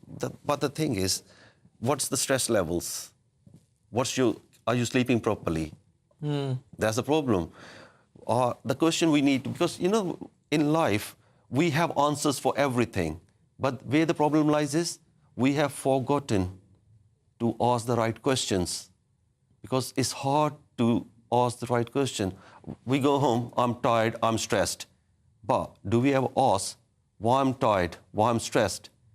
The day we start asking these questions, we are intelligent enough to find the answers. I can say why sometimes I end up going to bed late because I potter around doing absolutely nothing, watching headliners, bit of Nigel Farage, this, that and the other. Then I think, oh, hang on a minute, it's 2 o'clock, I better go to bed. I need to go to bed, yeah. Yeah, but I'm having a good time. So listen, you are doing a walk now from London to Brighton. Is this the latest one? Is this the newest one? Yeah, that's the newest one on 19th of March. Okay. 19th of April, sorry. And then I'm doing the Thames route, walking across the Thames, along the Thames. Across the Thames? No, along the Thames. You can walk on water. I need to learn the magic. And then August, we are doing London to Paris. So that's going to be the big one. And do you have somewhere you're raising money for mindfulness, different charities? Last time I raised money for Mind, I'm going to continue raising money for Mind with these 3 walks, and then we'll see what we do after that. How many miles is it from London to Brighton? London to Brighton is 100 kilometres. 100 kilometres. So we're going to do non-stop, so it's going to be like without break. We start at night, 8 o'clock, and we try to finish whenever we finish it. But that's quite nice. Going for a nice walk I quite enjoy walking. It's meditation for me. It's lovely, isn't it? It's meditation, because when I'm out there walking, it's just like I'm by myself. I can go into myself and see what's going in me, and then get rid of what is not helping me. So give some tips for people who want to meditate. You said you used to have to get up at 4:30 to do this. What kind of thing did your mother tell you to do? What would you have to do? Like, I'm a practicing Sikh, right? We have mantras. Every religion has got their mantras. If you don't have a mantra... So that's like a word or some... But you don't need that now, because when you progress in meditation, these things... The simplest thing you can do, the gift you can give yourself is focus on your breath whenever you can. It can be middle of the night if you're not able to fall asleep. Close your eyes, focus on your breath. 1 breath, 2 breaths, 10 breaths, whatever you can do. Focus on the breath, slow, calm, deep breaths. Try to fill your belly with the air, like child breathes. When a child is sleeping, you see their tummy going up. Ours doesn't go there because our breath is just stuck here. We can't. You can check anybody after the show as well. You can just we are just No, I don't. I'm conscious of my breath, but I hear you. A lot of people aren't. Look, if people want to support your walk, where can they go? Everything is on my social media page, Mindful Sandhu, on all platforms, Insta, TikTok, Facebook. It's Mindful Sandhu. Mindful Sandhu. Yeah. As mindfulness, Sandhu is spelled Sandhu. Yeah. Yeah, well, hopefully we'll support you on the walk. Get some pictures, do some video. We'd love to get you back. Thank you so much. Tell us all about it. Thank you very much. Thank you, Nana. That's Bhupinder Sandhu. He's a mental health coach and a mindfulness coach. Coming up to 31 minutes after 5 o'clock. If you just tuned in, welcome. I'm Nana Akua. This is GB News. We're live on TV, online and on digital radio. Still to come, can Boris Johnson save the Tories? But first, let's get your latest news with Tatiana Sanchez.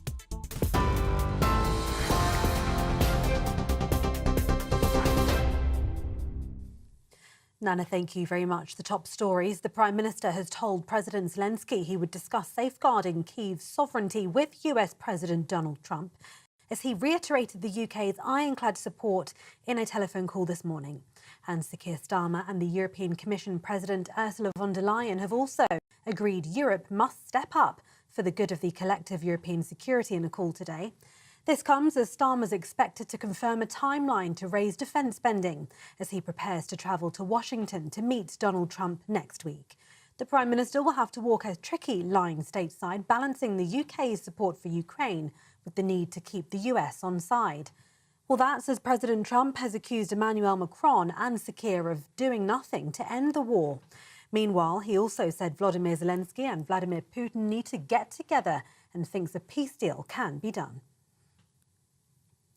In other news, the 3 hostages released by terror group Hamas this morning have now entered into Israel, with the Israeli military reporting the 6th hostage has been handed over and received by the military. Those returned are the last living hostages from a group of 33 being freed in the first stage of the ceasefire deal that took effect on the 19th of January. Israeli hostages Tal Shoham and Avira Mengistu were handed over to the Red Cross early this morning.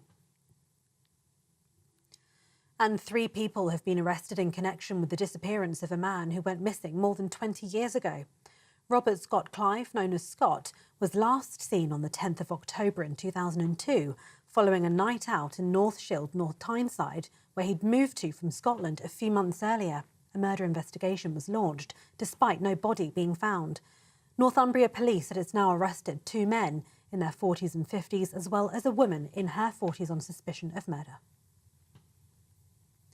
And those are the latest GB News headlines. For now, more news from me in half an hour. For the very latest GB News direct to your smartphone, sign up to News Alerts by scanning the QR code or go to gbnews.com/alerts.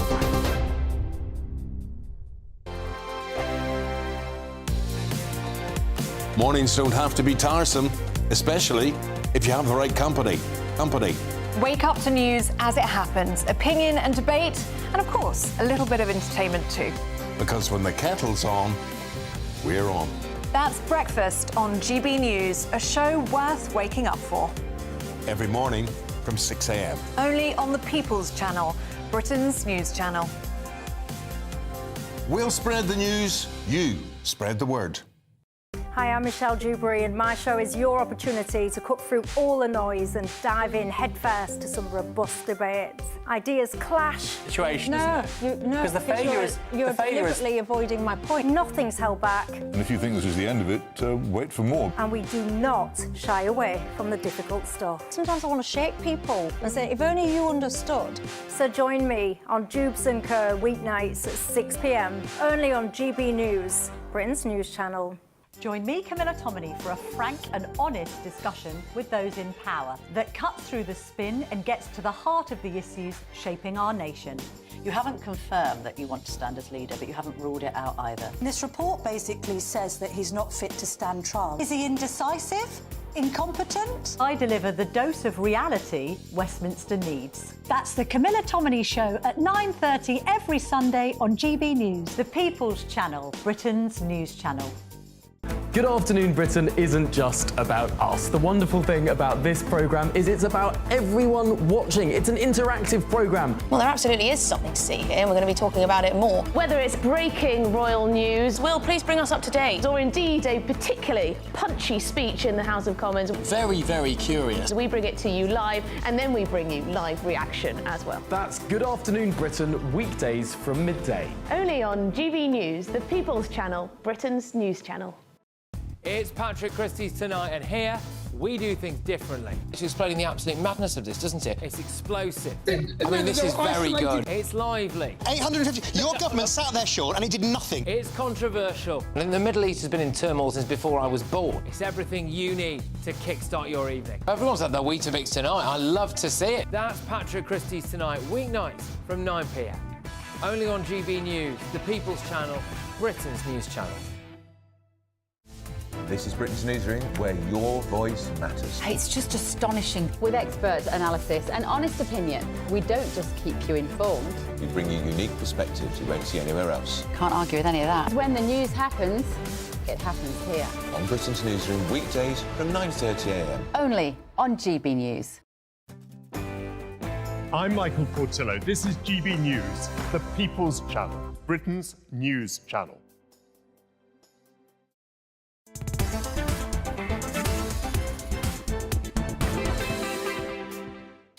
Good afternoon. It's just coming up to 37 minutes after 5 o'clock. I'm Nana Akua. This is GB News. We are Britain's news channel. If you just tuned in, where have you been? It's nearly the end of the show now, but at least you're here now. I'm Nana Akua, and it's time now for the Great British Debate this hour. I'm asking, can Boris Johnson save the Tories? Now, in a GB News exclusive, the former Prime Minister is rumouredly looking to save the Conservative Party from the grips of Reform UK. And now Boris Johnson left number 10 with apparent unfinished business and is seemingly becoming bored of life outside Westminster. Really? He's making millions. But if he does return, what will it mean for Reform UK's electoral hopes? Well, joining me to discuss can Boris Johnson save the Tories, broadcaster and columnist Lizzie Cundy, and also former Labour advisor Matthew Torbett. I must start with Lizzie Cundy on this one. You're not telling me the blonde bombshell is back, is he? Please, Lord, help us. Donald Trump on a budget. No, he was full of all big words, but sadly no substance. I cannot. Yeah, look, we all love Boris, bumbling Boris. And, you know, I used to enjoy him on, you know, everything he did, I enjoyed listening to him because half of it I didn't believe, but I enjoyed him. He's a great showman, but not as Prime Minister. And I don't think Nigel has anything to worry about. Do you think that they've not psychologically brainwashed you, though, a little bit into thinking that? Because I can remember you were a big supporter of Boris Johnson. No, I like Boris. Was I. I like Boris, but he literally did let the Tories down. And now, because they lied, they didn't get Brexit done properly.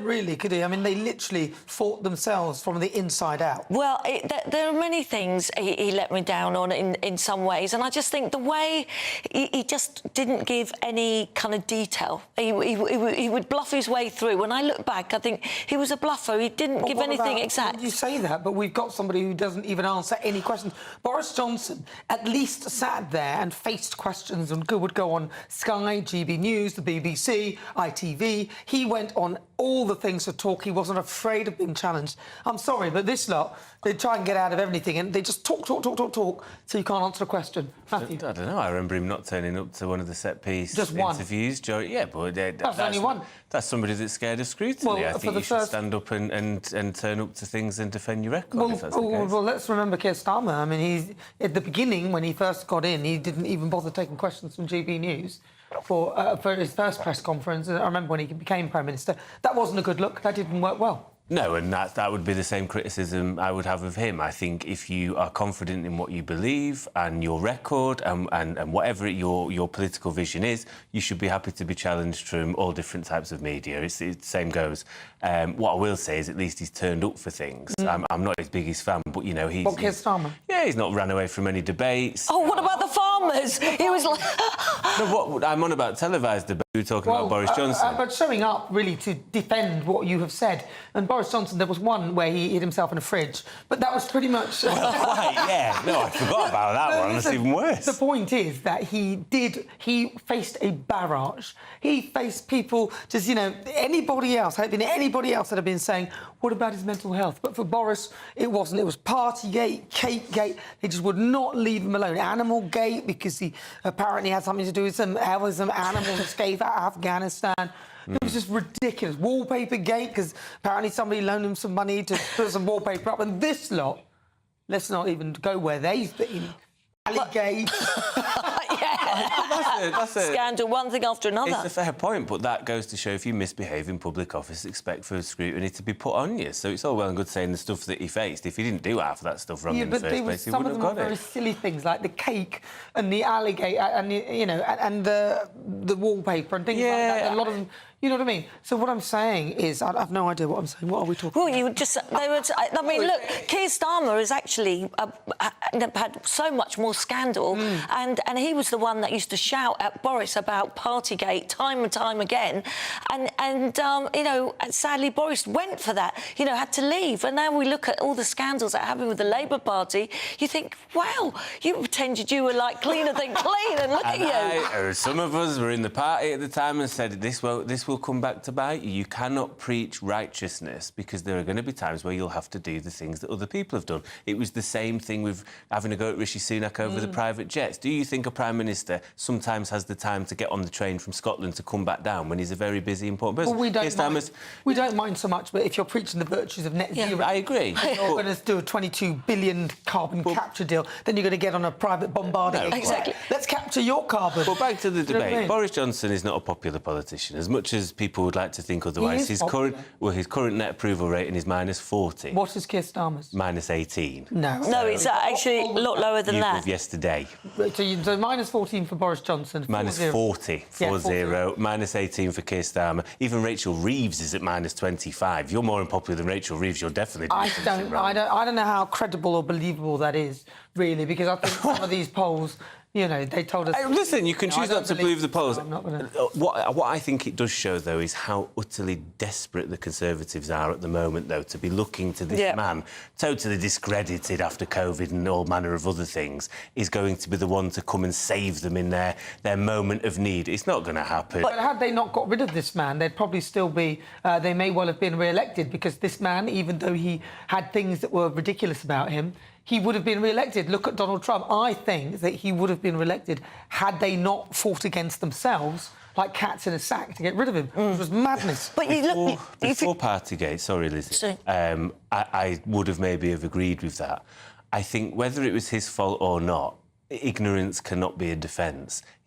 People were having parties in Number 10, right? That's on the record. But it's mostly civil servants. Let's get that straight. That's fine, but he lives there. If people are having house parties... Have you been in Number 10? I have been in Number 10. And have you seen the distance between, like, the buildings are far but away? I just do not buy... If I was living somewhere and people were partying in the living room, I'm upstairs in bed, you know that's going on. But they're in the garden... You're slightly misrepresenting that, I think. Lizzie Cunn. But I just want to say, look, Boris was a great campaigner, he's a great showman, he's entertaining, and when you compare him to Kemi, I'll call her bad enough...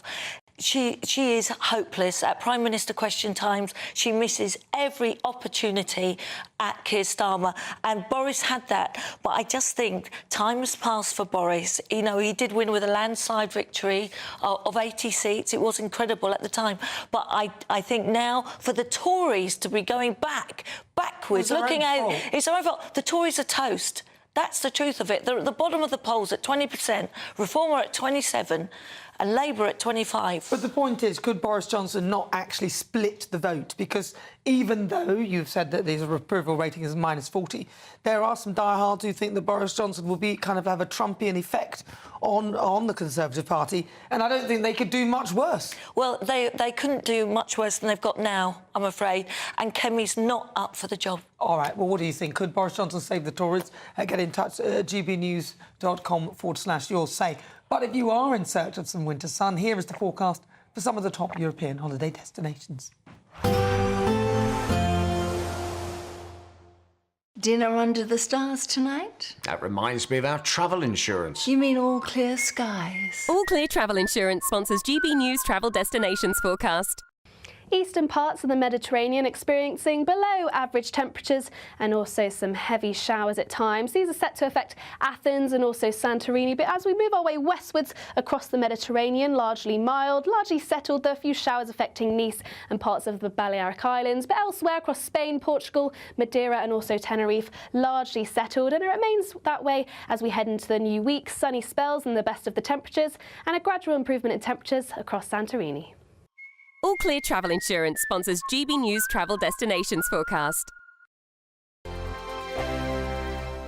Hello there, welcome to your latest GB News weather forecast from the Met Office. It's still fairly bright out there, but it is turning wet and windy as we head into tomorrow. Met Office warnings out for the wind and the rain, and at the moment between weather systems, but this area of low pressure will be responsible for the wet and windy weather sweeping across the UK. However, the southeast will hold on to the driest weather for longest. Heading into this evening time, a quiet end to the day for many, plenty of clear spells as we head into the early hours. The wind's falling light, so there will be some mist and fog patches forming for a time. However, later on, wet and windy weather starts moving in. So the cloud increases, the temperatures start to rise. We start to see the risk of gales around coasts in the west, and the rain moves in as well. Northern Ireland, western parts of Scotland getting off to a wet start on Sunday morning. The rain will be heavy at times. So if we look at the details, we can see Shetland and Orkney seeing some dry spells initially, but it won't be long before the rain moves in here. Heavy rain across much of central, southern, western parts of Scotland. Some tricky travelling conditions with gusts of 60, 70 miles an hour possible. Northern Ireland, very similar too.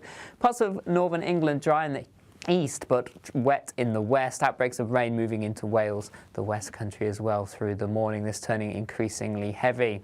As we move through the day, we can see still some sunshine just about holding on to the far southeast, remaining dry here until later on in the afternoon. This band of rain slowly pushing south and eastward. Some tricky travelling conditions, strong winds 40, 45 miles an hour quite widely. Temperatures in double figures, but add on the strength of the wind, 50, 60 miles an hour. It will be feeling cooler out there as well. So there could be some local travel disruption through into the evening time. Flooding is possible. Met Office rain warnings also out across western parts of the UK. Into the evening time, the rain reaches the southeast, something a little blustery coming into the northwest. And the outlook for next week is more of the same. Sunny spells, scattered showers, temperatures largely above average. If you want your news to be straight talking, This is the nightmare for the Conservatives again. down to earth, It's not just Nottingham where this is happening, is it? and most importantly, honest, Hard-working, middle-class taxpayers, they'll get their book thrown at them. then catch me, Martin Daubney, Monday to Friday, 3 till 6 p.m. on GB News, Britain's news channel. We're proud to be GB News, the People's Channel. And as you know, we always love to hear your views. Now, there's a new way of getting in touch with us at gbnews.com/yoursay. By commenting, you can be part of a live conversation and join our GB News community. You can even talk to me, Bev Turner, or any of the members of the GB News family. I'm Christopher Hope. From pop stars to politicians, I'll interview anybody in a pub who's got a political opinion. Join me every Friday on Spotify, Apple Podcasts, YouTube or gbnews.com, or wherever you get your podcasts. This is GB News, the People's Channel.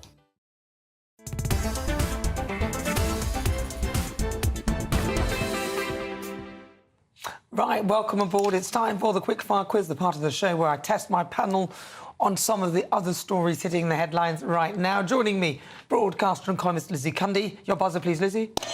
And also former advisor, Labour advisor Matthew Talbot. Your buzzer, please, Matthew. Excellent. Right, please play along at home. Your first question, multiple choice. Why did Apple decide to withdraw advanced data protection from the UK? Was it A, UK users were not using it enough, B, the UK government requested a security backdoor to access encrypted data, or C, Apple discovered security flaws in ADP? Oh, I think that's me, surely. No! B, government requested access. Of course, that is the right answer. It's the right answer. Asking the question throughout the show, of course it is. Yes, the government requested a security backdoor to access encrypted data. Ooh. Question 2, it's true or false? Donald Trump claimed that Ukraine started the war with Russia. Lizzie Cundy. True. Yes. False. Is it false? Let's see. The answer, of course, is true, but I get it, you do. Just in case. For some reason or other, some fool thought otherwise. But yeah, Trump incorrectly made the claim and called Zelensky a dictator. These are really easy today. This I don't know who's doing this. Who wrote these? It's too easy for them. I want them to lose. Question 3, closest answer wins. How much was the lottery jackpot won by thieves using a stolen credit card? That's Lizzie Cundy. Guess. 5 million. 5 million. Stolen. Is this the most recent one, Clay? It's about 84 million? Or Was it? Euro millions? I might have got the wrong one. They were using us. So it was won by thieves who used the I'm thinking a different one. OK, we'll go lottery jackpot. 2 million. 2 million. I have to take your first answer. You said 84. He did say that, didn't he? 84. I wonder how close you are. 500,000. Oh, well. You are the closest answer. I mean, it could have been. Yeah, who knows? I mean, it's not that bad. But yes, 500,000 euros. And the winner is looking to split the jackpot with the thieves. Wow. That's very good. Well, they stole the credit card, then they used the credit card and won the National Lottery. So, in a way, I'd maybe give them 100,000.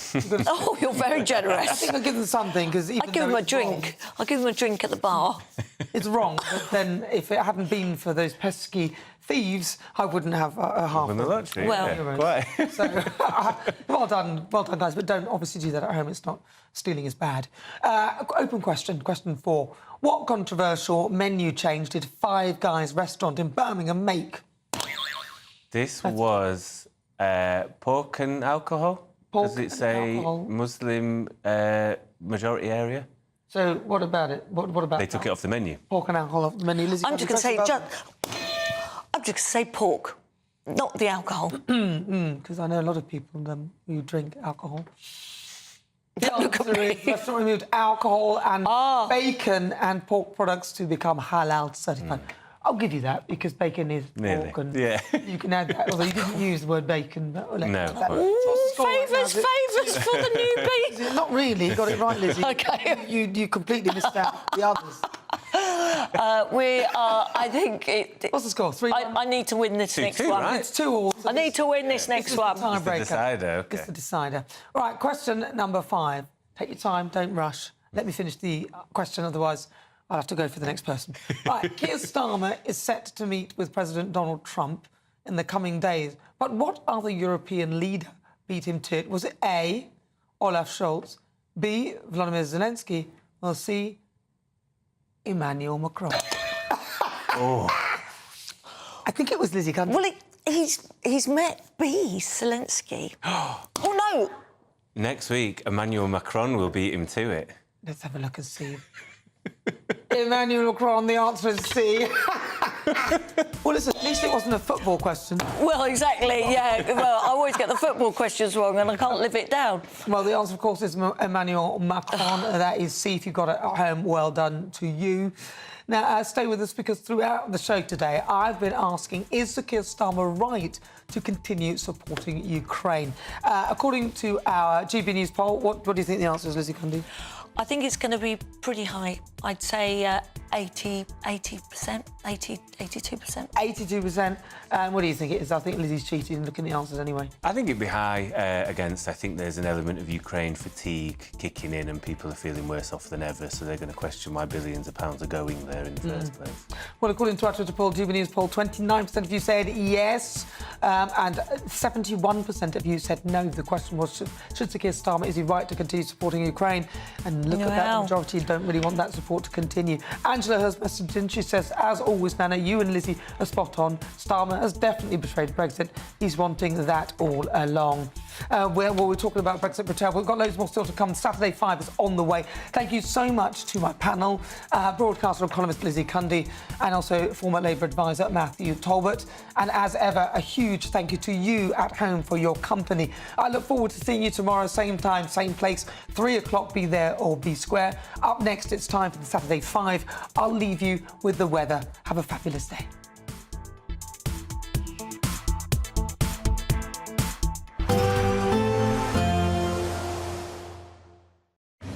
A nice bright morning will generate a lovely warm day, right through to the evening. Boxed Solar, sponsors of weather on GB News. Hello there, welcome to your latest GB News weather forecast from the Met Office. It's still fairly bright out there, but it is turning wet and windy as we head into tomorrow. Met Office warnings out for the wind and the rain, and at the moment between weather systems, but this area of low pressure will be responsible for the wet and windy weather sweeping across the UK. However, the southeast will hold on to the driest weather for longest. Heading into this evening time, a quiet end to the day for many, plenty of clear spells as we head into the early hours. The wind's falling light, so there will be some mist and fog patches forming for a time. However, later on, wet and windy weather starts moving in. So the cloud increases, the temperatures start to rise. We start to see the risk of gales around coasts in the west, and the rain moves in as well. Northern Ireland, western parts of Scotland getting off to a wet start on Sunday morning. The rain will be heavy at times. So if we look at the details, we can see Shetland and Orkney seeing some dry spells initially, but it won't be long before the rain moves in here. Heavy rain across much of central, southern, western parts of Scotland. Some tricky travelling conditions with gusts of 60, 70 miles an hour possible. Northern Ireland, very similar too. Parts of northern England dry in the east, but wet in the west. Outbreaks of rain moving into Wales, the West Country as well through the morning. This turning increasingly heavy. As we move through the day, we can see still some sunshine just about holding on to the far southeast, remaining dry here until later on in the afternoon. This band of rain slowly pushing south and eastward. Some tricky travelling conditions, strong winds 40, 45 miles an hour quite widely. Temperature